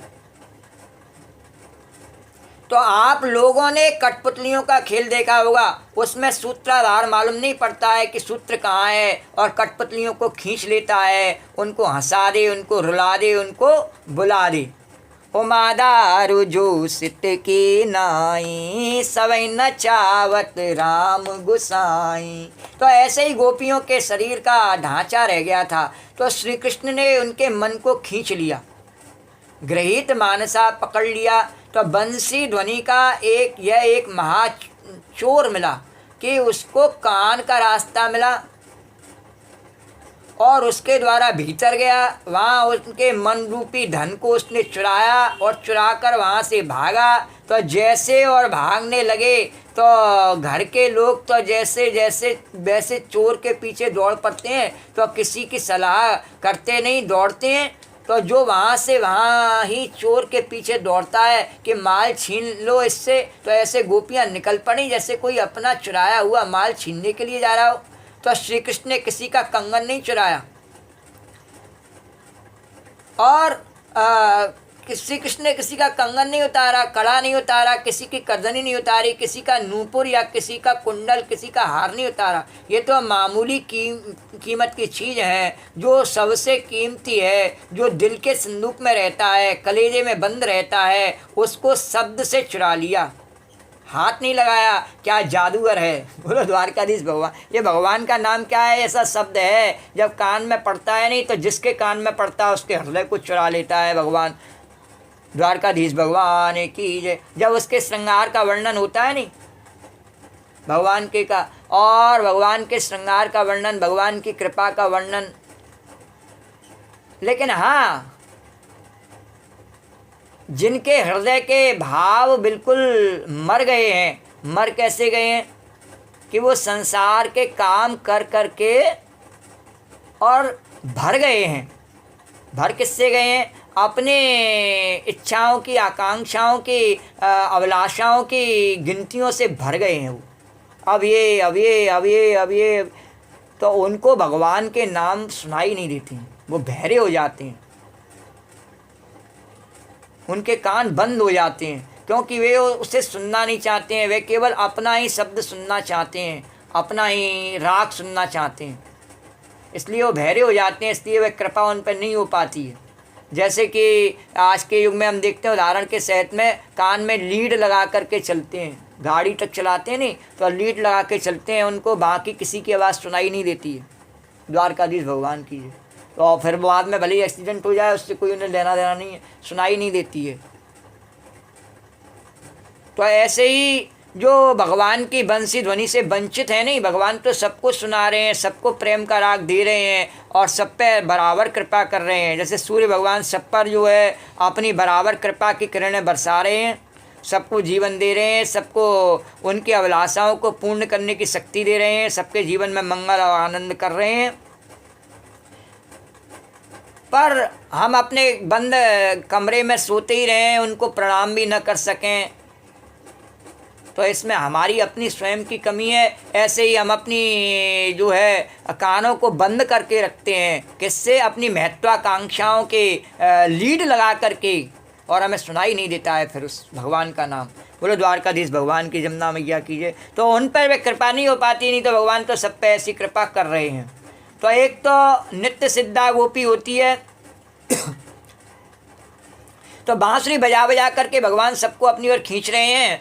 और ब्रज स्त्री कोई साधारण गोपी नहीं है, एक तो नित्य सिद्धा गोपी होती है, और जो गोलोक में भगवान के साथ रहती है, अवतार लेती है, एक साधन सिद्धा गोपी होती है। साधन सिद्धों में कृपा सिद्ध होती हैं, और साधन सिद्ध होते हैं उनमें भी बहुत भीड़ हैं। तो जो पूर्व जन्म में ऋषि हुए वे गोपी हुए, और जो पूर्व जन्म में श्रुतियाँ हुई वे गोपी हुई, और जिन्होंने अष्टादशाक्षर मंत्र को जाप किया वे गोपी हुई। तो जैसे कोई भूत किसी आदमी को पकड़ ले, जैसे कोई जादूगर कठपुतलियों को अपनी तरफ खींच ले, ऐसे वे कृष्ण के द्वारा पकड़ी गईं। ऐसे ही गोपियों के शरीर का ढांचा रह गया था और श्री कृष्ण ने उनके मन को खींच लिया था, तो गृहीत मानसा पकड़ लिया। तो बंसी ध्वनि का काम क्या है कि कान के रास्ता मिला, उससे वह भीतर गई और उससे मन रूपी धन को उसने चुरा लिया। तो जैसे जो सबके कीमती चीज़ जो दिल के संदूक में रहता है, कलेजे में बंद रहता है, उसको शब्द से चुरा लिया। कैसे चुरा लिया? शब्द से, हाथ नहीं लगाया। क्या जादूगर है। तो मानस शब्द का अर्थ है कृष्ण गृहीत मानसा। मानस शब्द का अर्थ है कि मन एवं मानस स्वार्थ में ही प्रयत्न हुआ है, तो मन का अर्थ मानस हो गया।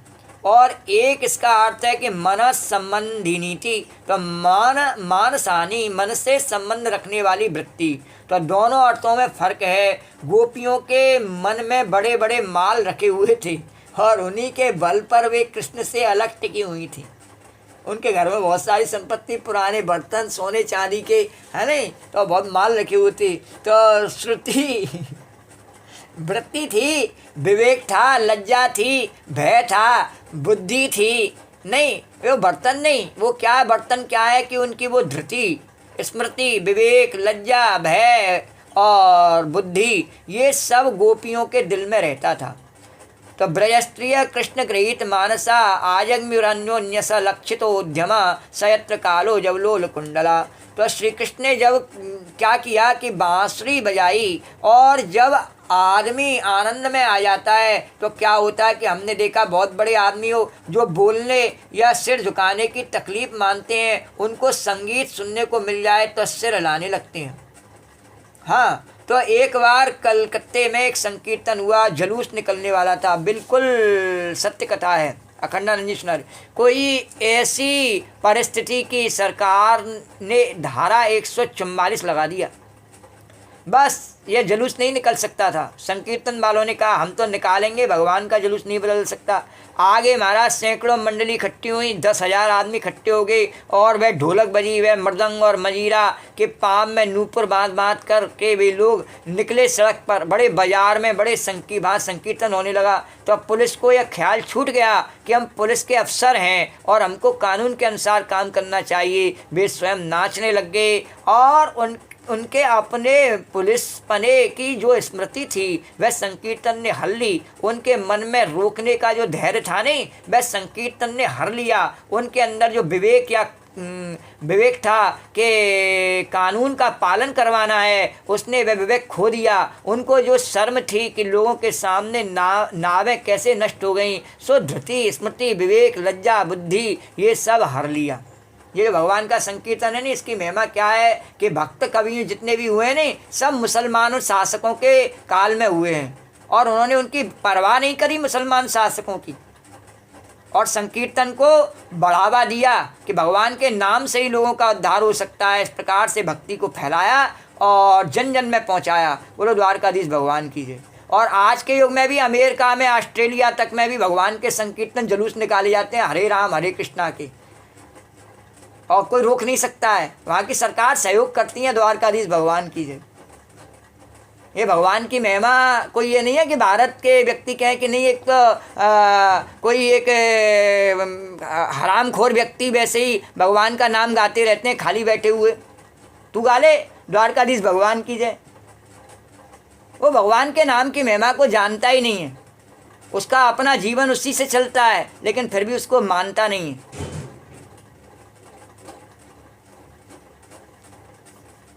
क्योंकि जो जिसके पास में अधिक मात्रा में बहुत सुगमता से उपलब्ध हो जाता है नहीं, उसको उसकी कीमत नहीं होती है, और जिन्हें वो उपलब्ध नहीं हो पाता है उन्हें वो उसकी कीमत होती है। बोलो द्वारकाधीश भगवान की है।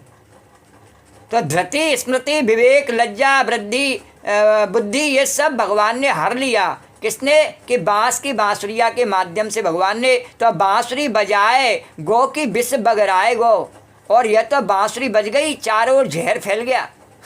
न किसी को धन का ख्याल, न किसी को धर्म का ख्याल, न किसी को भूख का ख्याल। और कृष्ण गृहीत मानसा कृष्णेन गृहीत मानसानी धृति, स्मृति, विवेक, लज्जा, दीनी यासामता हरण कर लिया। अब क्या हुआ कि आजगमन्योन्यनमलक्षितोद्यमा कि एक बार स्वामी राम तीर्थ जी मथुरा में आए तो शहर में उनके प्रवचन की व्यवस्था की गई। किसी ने पूछा कि कृष्ण की बांसुरी में ऐसा क्या सामर्थ्य था कि रात को गोपियां अपने घर द्वार छोड़कर बांसुरी सुनने के लिए चली गईं। अरे जसोदा मैया तेरो कन्हैया, अरे जसोदा मैया तेरो कन्हैया, अरे जसोदा मैया तेरो कन्हैया, जसोदा मैया तेरो कन्हैया। और स्वामी राम तीर्थ जी चुप हो गए। तो हजारों स्त्री पुरुष उनका व्याख्यान सुनने के लिए आए थे। कि आपने सुना होगा कि जब वे मथुरा से उतरे तो ट्रेन से उतरकर उन्होंने पाँव धरती पर नहीं रखा, तो पहले अपना सिर धरती पर रखा और कहा कि यह ब्रज की भूमि है। द्वारकाधीश भगवान की जय। वही स्वामी राम तीर्थ थे, वही स्वामी राम तीर्थ थे जिनके वेदांत के व्याख्यान मिलते हैं। तो आपको मालूम हुआ कि वेदांती होने के पहले वे लाहौर के रावी तट पर कृष्ण कृष्ण कहकर चिल्लाकर रोती थी। बड़ा भारी उपासना का संस्कार था उनके चित्त में, और सच पूछो तो वेदांती हो जाने के बाद भी उनके भीतर जो तन्मयता का संस्कार था, भले ही वह तत्पदार्थ प्रधान था, बाद में तत्पदार्थ प्रधान हो गया, लेकिन तन्मयता का संस्कार उनके जीवन भर बना रहा। उनके व्याख्यान में विवेक और प्रमाण शास्त्र की उतनी बात देखने के लिए नहीं मिलती जितनी तन्मयता की। और रात के समय जब लोगों ने बंसी ध्वनि इसी प्रकार से जब गोपी तन्मय हो गई तो बंसी ध्वनि के सामर्थ्य के बारे में पूछा तो पहले वह चुप हो गई और फिर बोले कि अरे जब हम यहाँ जवाब नहीं देंगे, चलो यमुना के किनारे। अब हमारा मन शहर में व्याख्यान देने का नहीं है।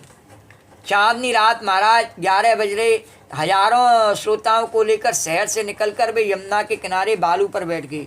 हजारों आदमी उनके साथ। लोगों ने पूछा बताओ महाराज कि बांसुरी का क्या सामर्थ्य था, कि बोले कि हजारों वर्ष बाद भी जिसकी सामर्थ्य सुनने के लिए तुम लोग हमारे पीछे पीछे स्त्री पुरुष बालक वृद्ध घर द्वार छोड़ करके रात को 11 बजे इस बालुका में पुलिन में आग में उसमें कितना सामर्थ्य आ गए, उसमें कितना सामर्थ्य रहा होगा, ये सोचो तो सही। ये भगवान की उस कथा में, रासलीला की कथा में इतना सामर्थ्य है। और ये वृंदावन में जो रासलीला होती है, हालांकि जैसी भी है, जिस प्रकार से प्रचार होता है, तो लेकिन जब होती है तो उसको देखने के लिए, भगवान की रामलीला होती है उसको देखने के लिए। और तो जब हम भगे चले जाते हैं, दौड़े चले जाते हैं आज के युग में, तो सोचो जिस युग में भगवान ने ऐसी लीला करी उसमें वो दौड़ के चली गई, तो कौन सी आश्चर्य की बात होगी। बोलो द्वारकाधीश भगवान की जय। कृष्ण ग्रहीत मानसा, तो तुम्हारे मन को संसार में जो पकड़ रखा है इसको छुड़ाने के लिए कोई चाहिए मीठी चीज़, मीठी सी चीज़। मीठा खाने की बहुत आदत है नहीं, तो भगवान ने कहा क्या मेरे नाम से भी ज़्यादा बढ़िया कोई मीठा है? कम से कम भाई चतुर्वेदी, भगवान कह रहे गोपी पूछना ने चतुर्वेदी, तो हमें जवाब नहीं देना है, तो कम से कम चतुर्वेदी तो कह सकते हैं कि क्या कोई उससे बढ़िया मीठा है। पर नहीं, वो ही नहीं कह पाते हैं महाराज, और सब भले ही कह रहे हैं।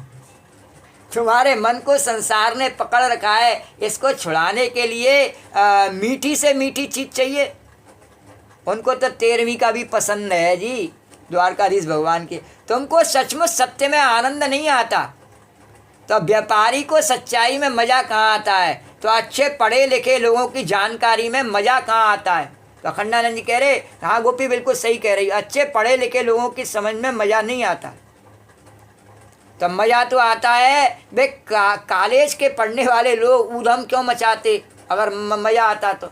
हाँ, और ऊधम कौन मचाते हैं? वही मचाते हैं, गाँव के उतने थोड़ी मचाते। तो श्रृंखल अनुशासनहीन क्यों होते? तो सबको चाहिए आनंद, सबको चाहिए मज़ा। तो नारायण, पतंजलि ने, कपिल ने, व्यास ने, सुखदेव ने, सब ने सत्य कहा कि जान लो कि नतीजा कि इतने लोग उसके पीछे पीछे नहीं घूमे, तो परंतु कृष्ण ने कहा मजा लो, ये आनंद बांटने के लिए आए। तो कृष्ण आनंद की प्रधानता से सच्चिदानंद को बांटते हैं, तो कपिल ज्ञान की प्रधानता से सत और आनंद को बांटते हैं, और पतंजलि सत्ता की प्रधानता से ज्ञान और आनंद को बांटते हैं। सच्चिदानंद तो वही है, कोई गौड़ प्रदान कर देते हैं, तो श्री कृष्ण तो हैं जो आनंद देते हैं। अरे छोड़ो असम प्रज्ञात की बात और निर्विकल्पता की बात, निर्जीव की बात, छोड़ो अस्मिता की बात, अस्मितानुगत की बात, और छोड़ो आनंदानुगत की बात। ये लो रस।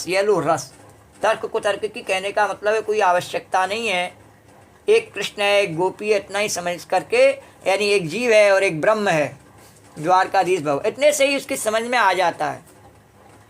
तो कृष्ण ग्रहीत मानसा, तो जो जहाँ थी महाराज वैसे ही वह उठकर धाई। और देखो साधना के समय तो गोपियाँ मिलजुल कर साधना करती थीं, और सवेरे उठी और एक दूसरे के कंधे पर हाथ रख कर के और कृष्ण कृष्ण कहती हुई और इस प्रकार से चल रही और कात्यायनी का व्रत कर रही। यमुना जी जाती और वरदान भी सबने साथ में प्राप्त किया, लेकिन जब बंसुरी बजी तब मिलने का समय आया तो किसी ने किसी को न पूछा न बताया।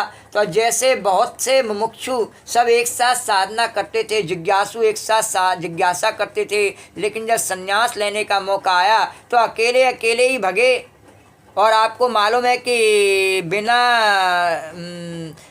यमुना हुए, बिना नंगा हुए संन्यास कभी नहीं होता। बिना नंगा हुए पहले ही गोपी तुमने कह ही दिया। हाँ, इस बात की खूब व्याख्या कर दी कि हाँ, बिना कपड़ा उतारे गोपी को भी भगवान स्वीकार नहीं करते, नहीं होता। तो बिना निरावरण हुए, यानी कहने का अर्थ है उसका, ये तो ब्रज भाषा में कहा, वास्तव में उसका अर्थ है निरावरण, यानी हम इच्छाओं के आवरण से मुक्त हो जाएं। तो निरावरण हुए बिना दृष्टा का स्वरूप में अवस्थान नहीं होता, बिना निरावरण हुए स्वर्ग सुख का आस्वादन नहीं होता, बिना निरावरण हुए भगवान की लीला में प्रवेश नहीं होता, बिना निरावरण हुए ब्रह्म ज्ञान नहीं होता, और बिना निरावरण हुए रासलीला नहीं होती। पर्दा तो हटाना ही पड़ेगा, बोलो द्वारकाधीश भगवान की है। इसलिए हम कहीं भी आते हैं नहीं, इस पर्दे को लगा ही रहने देते हैं, इसलिए हमें कहीं भी कुछ भी दर्शन नहीं हो पाते हैं, खाली आँख बंद कर लेते हैं। तो आजन्मु अन्योन्यम अलक्षित उद्यमा, तो हरेक गोपी से छिपकर जाती तो उसके प्रियतम के साथ जो संबंध है वह सबका व्यक्तिगत है।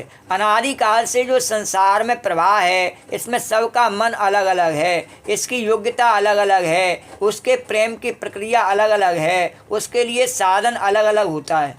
तो जो अयोध्या में जाए सो सब राम मंत्र जप करें, जो वृंदावन जाए सब कृष्ण मंत्र जप करें, जो काशी जाए सब शिव मंत्र जप करें। तो यह शास्त्रीय पद्धति नहीं है, समझे। तो शास्त्रीय पद्धति यही है कि गुरु एक व्यक्ति को देखे कि उसके पूर्व जन्म में किस मंत्र का जाप किया है, किस इष्ट का ध्यान किया है और वह कहाँ तक पहुँच गया है, समझे। द्वारकाधीश भगवान की जय। फिर वह उस गुरु से उससे आगे से उसका संबंध जोड़ दे, तब साधक आगे बढ़ता है। अब वो कहे नहीं पूर्व जन्म में नहीं किया है, ऐसा नहीं है। द्वारकाधीश भगवान की जय। 16 दान 22 पसेरी नहीं होता, सबके समक्ष में वेदांत नहीं आता। 1000 कोरिया करो और सबके हृदय में रस का उल्लास नहीं होता, और सबकी समाधि नहीं लगती, सब धर्मात्मा नहीं होते, क्योंकि सबका चित्त असल में अलग अलग होता है। तो यशोदा मैया को कोई समझावे कि भक्ति में सबसे अच्छा श्रृंगार रस का, मधुर रस का भाव है, हैं, तो मैया मारेगी। और गोपियों से कोई कहे कि वात्सल्य रस बड़ा श्रेष्ठ है, तो गोपी कहेगी चल हट हमारे सामने से, बात नहीं करना। तो सबकी स्थिति अलग अलग होती है, सबके चित्त की गति अलग अलग होती है। तो अलगाव में तो यह जीव बढ़ता आया है। तो जिन लोगों ने आज तक सबको एक में मिलाने की कोशिश की है, किसी को सफलता नहीं हुई है। देखो ये अखंडानंद जी भी कह रहे, उस दिन हमने ये बात कही तो आदमी समझ रहा है तो मूर्ख है। हाँ, आज तक कोई सबके लिए एक समान कानून नहीं बना सका, सबको एक नहीं कर सका, ऐसा भगवान ने बनाया ही नहीं है नियम। सबका जैसा जो है ना उसके लिए वैसा ही कानून है, वैसा ही नियम है। तो क्योंकि उसकी अपनी कर्म वैसे ही हैं। तो जिन लोगों ने आज तक सबको एक में मिलाने की कोशिश की है, किसी को सफलता हुई नहीं है। समन्वय की बात करते हैं लोग, परंतु क्या समन्वय होगा। गौतम और कणाद आपस में नहीं मिली, पतंजलि और जैमिनी, ये भाई भाइयों की बात हो रही है। फिर जैमिनी और व्यास आपस में नहीं मिले, गुरु चेलों की बात हो रही। तो हम लोग क्या कहते हैं कि हम आपस में मिले हुए हैं। वे नीचे हैं, वे ऊंचे हैं, उनसे पूछो कि तुम नीचे हो क्या। भला मार्ग में तो समन्वय में लोग दूसरे लोग लादते हैं भाई कि ये हमारी अपनी सोसाइटी है कि हम हिंदू धर्म, मुसलमान धर्म, ईसाई धर्म सबका समन्वय करेंगे और सबको एक बनाएंगे। तो एक धर्म और अलग बन गया, अब वो सबको मिला के बनाया, वो भी एक पांचवा बना नहीं बना, वो क्या एक हो गया। द्वारकाधीश भगवान की जय। ऐसे ही सब बने हैं, ये सब ऐसे ही बने हैं। ये धर्म कैसे बने? वो एक ने कहा है हमारा इस्लाम अच्छा है, यही धर्म है। तो वो क्या कहता है? वो भी यही कहता है मैंने तो धर्म का काम किया है, सबको भगवान से मिलाने के लिए मैंने बनाया है धर्म, जो मेरी बात नहीं मानता उसको काट दो, द्वारकाधीश भगवान की जय। उससे बचाव के लिए और गुरु गोविंद सिंह जी ने और क्या किया कि भारत में उसके फैलाव बचाव से लिए, उसके लिए उन्होंने 5 चीज़ों को धारण किया, पगड़ी और कड़ा, कंगा, कटार, ऐसे 5 चीज़ों को धारण किया और जानू 5 चीज़ों को धारण किया।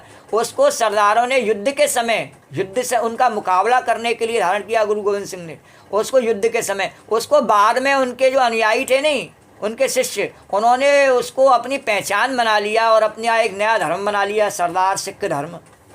वो एक हिंदू ही थे, उन्होंने उनसे मुकाबला करने के लिए सेना बनाई और उसको अपनी सुरक्षा के लिए ये 5 चीज़ें प्रदान की कि ऐसी सुरक्षा, 5 प्यारे बनाए, पहले उनको 5 को प्रदान की और फिर बाद में सबके लिए, जितने भी सेना में शामिल हुए सबके लिए वो सब चीज़ बनाई गई। लेकिन उनके नियम जो है ना, आज बेवजह वो बाल को बढ़ा ही रहते हैं, पगड़ी बांधे ही रहते हैं, द्वारकाधीश भगवान की है। तो वो लड़ने नहीं जा रहे कहीं भी, फिर ऐसे ही रहते हैं। तो एक नया धर्म बन गया। तो ऐसे तो बनते ही चले जाएंगे, बोले इनको मिलाए के अब एक नया बनाओ।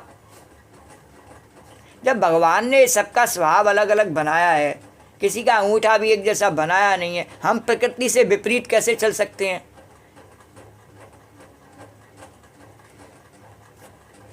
तो अगर 100 धर्म पहले थे तो 101 धर्म बन गए, और अगर पहले 100 थे तो अब 101 धर्म बन गए। तो एक बार अकबर ने कहा हम दीन इलाही मत बनाएंगे, उसने भी बनाया ऐसे ही एक नया, उसने भी ऐसी कोशिश करी।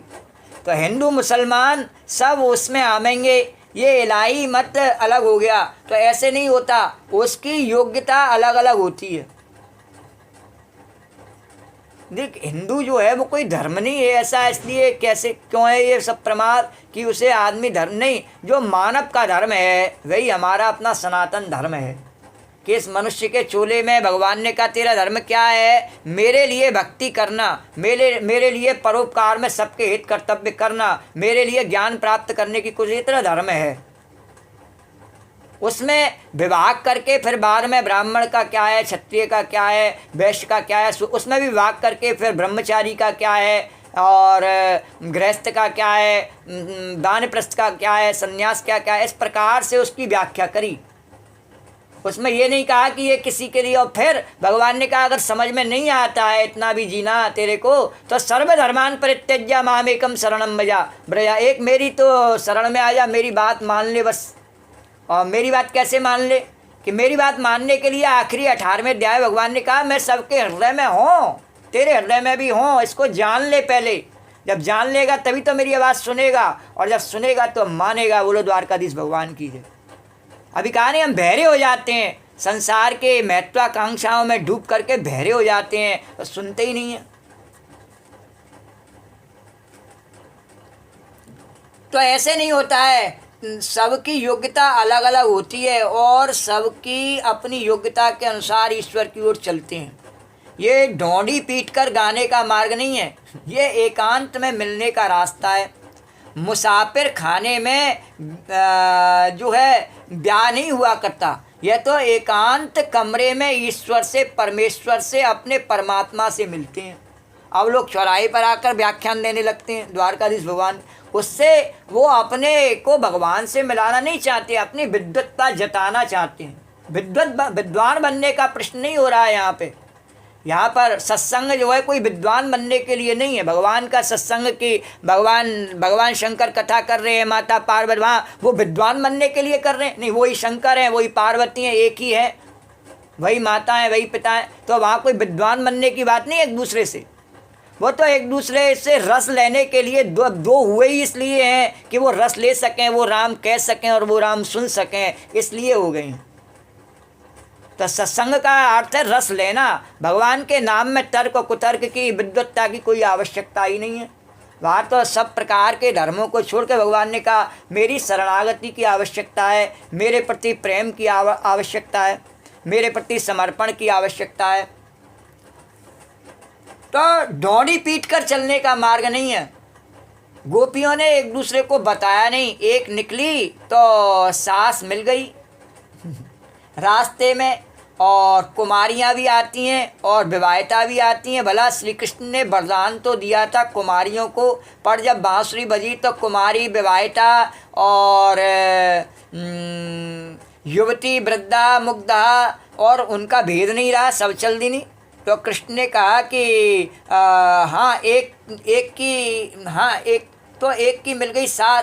बोली कहाँ जाती है? अरे रात में आने वाली है, रात आने वाली है। बोली मैं पानी भरने यमुना किनारे गई थी, सो अपना घटी यानी घड़ा भूल आई, उसी को लेकर आती हूँ, उसको वापस लेने जा रही हूँ। एक ने कहा माँ नहीं देखती कि कैसी चाँदनी खिली हुई है, जरा एक बार यमुना जी की शोभा तो देख कर आऊँ। तो मैं तो ये काला काला जो कुंज है, एक ने कहा वहाँ ऐसी बढ़िया हरियाली है कि दिन में काला लगता है, रात में चाँदनी, रात में यमुना के तट पर पुलिन पर खड़ी होकर चाँदनी का रस लेकर अभी आती हूँ। कोई किसी को देखे बिना, कोई किसी को दिखावे नहीं, सब सबसे छिपावें और सब इधर ही जावें और चली हुई तेजी से। बोलो द्वारकाधीश भगवान की जय। अब देखो है नहीं उल्टी बात, जब द्वारकाधीश की मंगला करने की बात हो तो कैसे जावे? चोरी से जावे क्या? नहीं, सब दिखा के जावे एक दूसरे को। अपने घर में ही सबसे पहले तो अपने परिवार के लोगों को दिखावे, ए मैं मंगला करने जा रहा हूँ, ए मैं दूध फूल लेने जा रहा हूँ, ए मैं जल चढ़ाने जा रहा हूँ, ए शांत रहना, नो करना, घर में ही लिखा। फिर रास्ते में मार्ग में आ भैया, अरे मैं फलानी जगह जा रहा हूँ दूध फूल चढ़ाने, मैं फलाना पूजा करने, ऐसे करने, मैं दान देने, मैं पुण्य करने, मैं द्वारकाधीश की मंगला करने, यमुना जी की पूजा करने। अच्छा, तो भगवान के पास जाने में कहने की क्या आवश्यकता है कि मैं जा रहा हूँ, कि मैं आ रहा हूँ? और भगवान के पास मिलने के लिए कहीं जाने की क्या आवश्यकता है भगवान एकांत की? तो कोई किसी को देखे नहीं, कोई किसी को दिखावे नहीं, सब सबसे छिपावें और सब इधर ही जामे और चली भी तेजी से। लेकिन नहीं, जावे का आने का मतलब यही है कि हमें लोग देखें। भगवान देखें या नहीं देखें, अब भगवान तो घर में भी देखता है, बाहर भी देखता है, सब जगह देखता है, पर भगवान देखता है ये मेरी तरफ देखता ही नहीं यार। बता गोपी, इसको मेरी तरफ देखता ही नहीं है। मैं बार बार देखता हूँ, ये इधर देखता है, उधर देखता है, मंदिर को, खम्भों को देखता है, दीवारों को देखता है, मेरी और कहाँ देखता है? मेरी जैसी नजर मिलती है आँख झुका लेता है। द्वारकाधीश भगवान की है।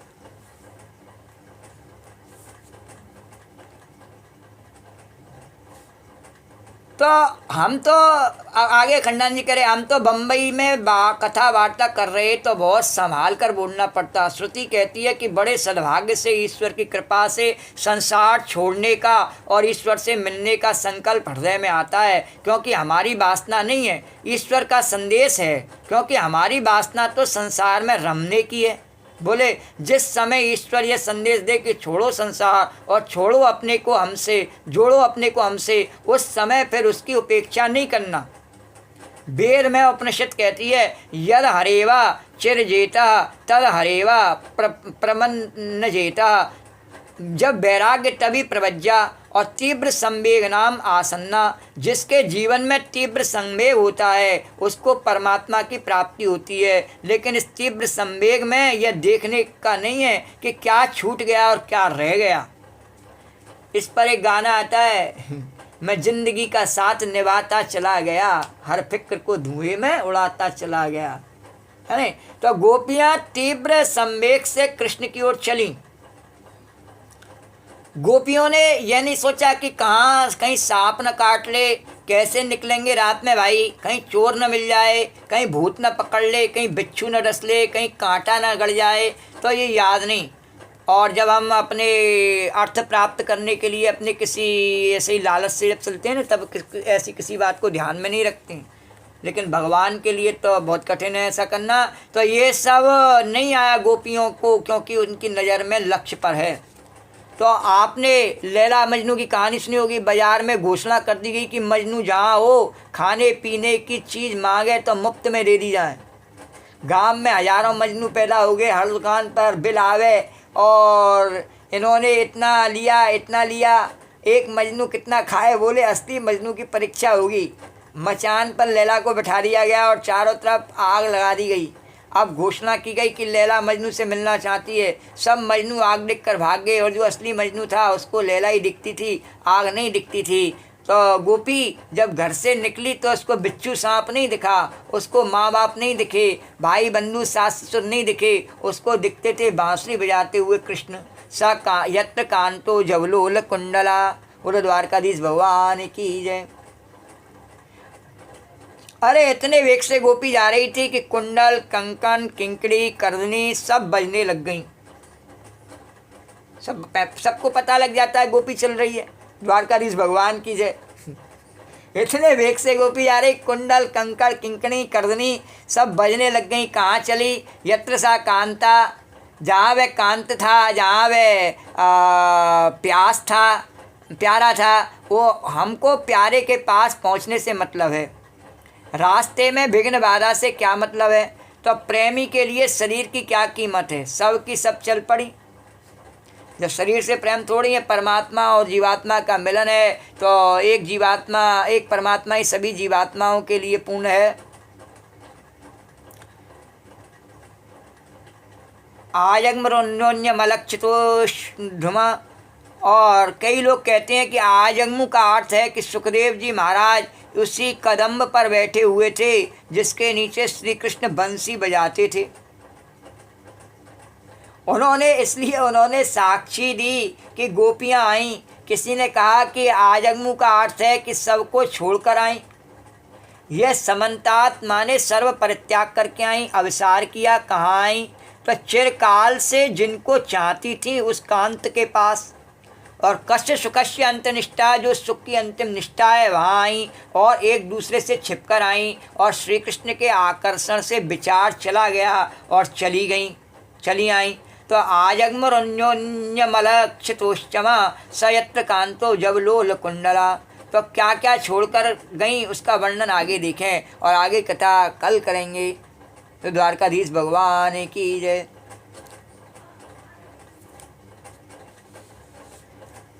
श्री राधे गोविंद, श्री राधे गोविंद, भज मन श्री राधे। श्री राधे गोविंद, भज मन श्री राधे।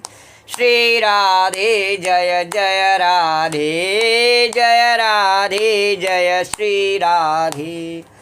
श्री राधे जय जय राधे, जय राधे जय श्री राधे। श्री राधे गोविंद, भज मन श्री राधे। राधे राधे गोविंद गोविंद राधे, राधे राधे गोविंद गोविंद राधे, राधे राधे गोविंद गोविंद राधे, राधे राधे गोविंद गोविंद राधे, राधे राधे गोविंद गोविंद राधे। श्री राधे गोविंद, भज मन श्री राधे। श्री राधे गोविंद, भज मन श्री राधे। या देवी सर्वभूतेषु कथारूपेण संस्था, नमस्तस्यै नमस्तस्यै नमस्तस्यै नमो नमः। या देवी सर्वभूतेषु मातृरूपेण संस्था, नमस्तस्यै नमस्तस्यै नमस्तस्यै नमो नमः। ओम सर्वमंगलमांगल्ये शिवे सर्वार्थसाधिके शरण्ये त्र्यंबके गौरी नारायणी नमोस्तुते। नमो नमो दुर्गे सुकर्णी, नमो नमो अम्बे दुखहरणी। निरंकारे ज्योत तुम्हारी, त्यों लोक पहली उजिया। ससे ललाट मुख महाविशाला, नेत्र लाल भ्रुकुटी विकराला। रूप मात को अधिक सुहावे, दरस कर जन अति सुख पा। तुम संसार शक्ति लोकीना, पालन हेतु अन्न धन दीना। अन्नपूर्णा हुई जगपाला, तुम ही आदि सुंदरी बाला। प्रलय काल सब नासनहारी, तुम गौरी शिव शंकर प्या।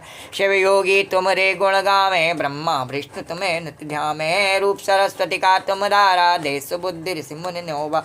धरो रूप नर संग को अम्बा, परगट भई पाड़ कर खा। खम्मा, रक्षा कर प्रहलाद बचायो, हिरणाकुश को स्वर्ग पठायो, लक्ष्मी रूप धरो जग माही, श्री नारायण अंग समाई, क्षीर सिंधु में करत बिलासा, दया सिंधु दीजय मन आस, हिंगलाज में तुम्ही भवानी, महिमा तव नहीं जाय बखानी, मातंगी धूमावती माता, भुवनेश्वरी बगला सुखदाता, श्री भैरव तारा जगतारिणी, छन्न भाले दुख के हरिबान सो भवानी, लागुर भीर चलत अगवानी, कर में खप्पर खड़क बिराजे, जाको दीक काल डर भाज, सो है अस्त्र और त्रिशूला, जाते उठत शत्रु ही असूला, नगर कोट में तुम्ही बिराजत, तिहूँ लोक में डंका बाजत, सुमन सुमदानव तुम्हार, रक्त बीज संखन संहारे, मैं सासुर दैत्याभिमानी, जय अगवार मही कुलानी, रूप कराल काल को धारा, सैन सहित तुम ते संग, परिगाढ़ संतन पर जब जब भई सहाय, मात तुम तब तब अमरपुरी और बासव लोका, तब महिमा सब रहे अशोका, ज्वाला में है ज्योत तुम्हारी, तुम्हें सदा पूजे नरन, प्रेम भगत से जो जस गावे, दुख दारिद्र निकट नहीं आवे, ध्यावे तुम्हें जो नर मन लाई, जन्म मरण ते सो छुट जाई, जोगी सुर मुन कहत पुकारी, योग न होई बिन शक्ति तुम, शंकर आचार्य तप कीनो, काम क्रोध जीत सब लीनो, निस दिन ध्यान धरो शंकर को, काहू काल नहीं सुमरो तुमको, शक्ति रूप को मरम न पायो, शक्ति गई तब मन पछता, शरणागत हो कीर्ति बखानी, जय जय जय जगदम्ब भवानी, भई प्रसन्न आदि जगदम्बा, दही शक्त नहीं कीन विलम्बा, मुको मात कष्ट अतिगे, तुम बिन कौन हरे दुख मेरो, आशा तृष्णा निपट सतावे, रिप मूरख मोहि अति डर पावे, शत्रुनाश की जय महारानी, सुमरो एक चित तुम्हें भवानी, करो कृपा हे मातु दयाला, रिद्ध सिद्ध दे करो निहाला, जन्म जन्म में तब फल पाऊँ, तुमरो जस में सदा सुन, दुर्गा चालीसा जो गावे, सब सुख भोग परम पद पावे, देवी दास शरण निज जानी, करो कृपा जगदम्ब भवानी, करो कृपा जगदम्ब भवानी। बोलो जगज्जननी अन्नपूर्णा पार्वती मैया की जय। या देवी सर्वभूतेषु कथारूपेण संस्था, नमस्तस्यै नमस्तस्यै नमस्तस्यै नमो नमः। या देवी सर्वभूतेषु मातृरूपेण संस्था, नमस्तस्यै नमस्तस्यै नमस्तस्यै नमो नमः। तो राम कहो बावरे, कृष्ण कहो बावरे, राम कहो बावरे, कृष्ण कहो बावरे, राम कहो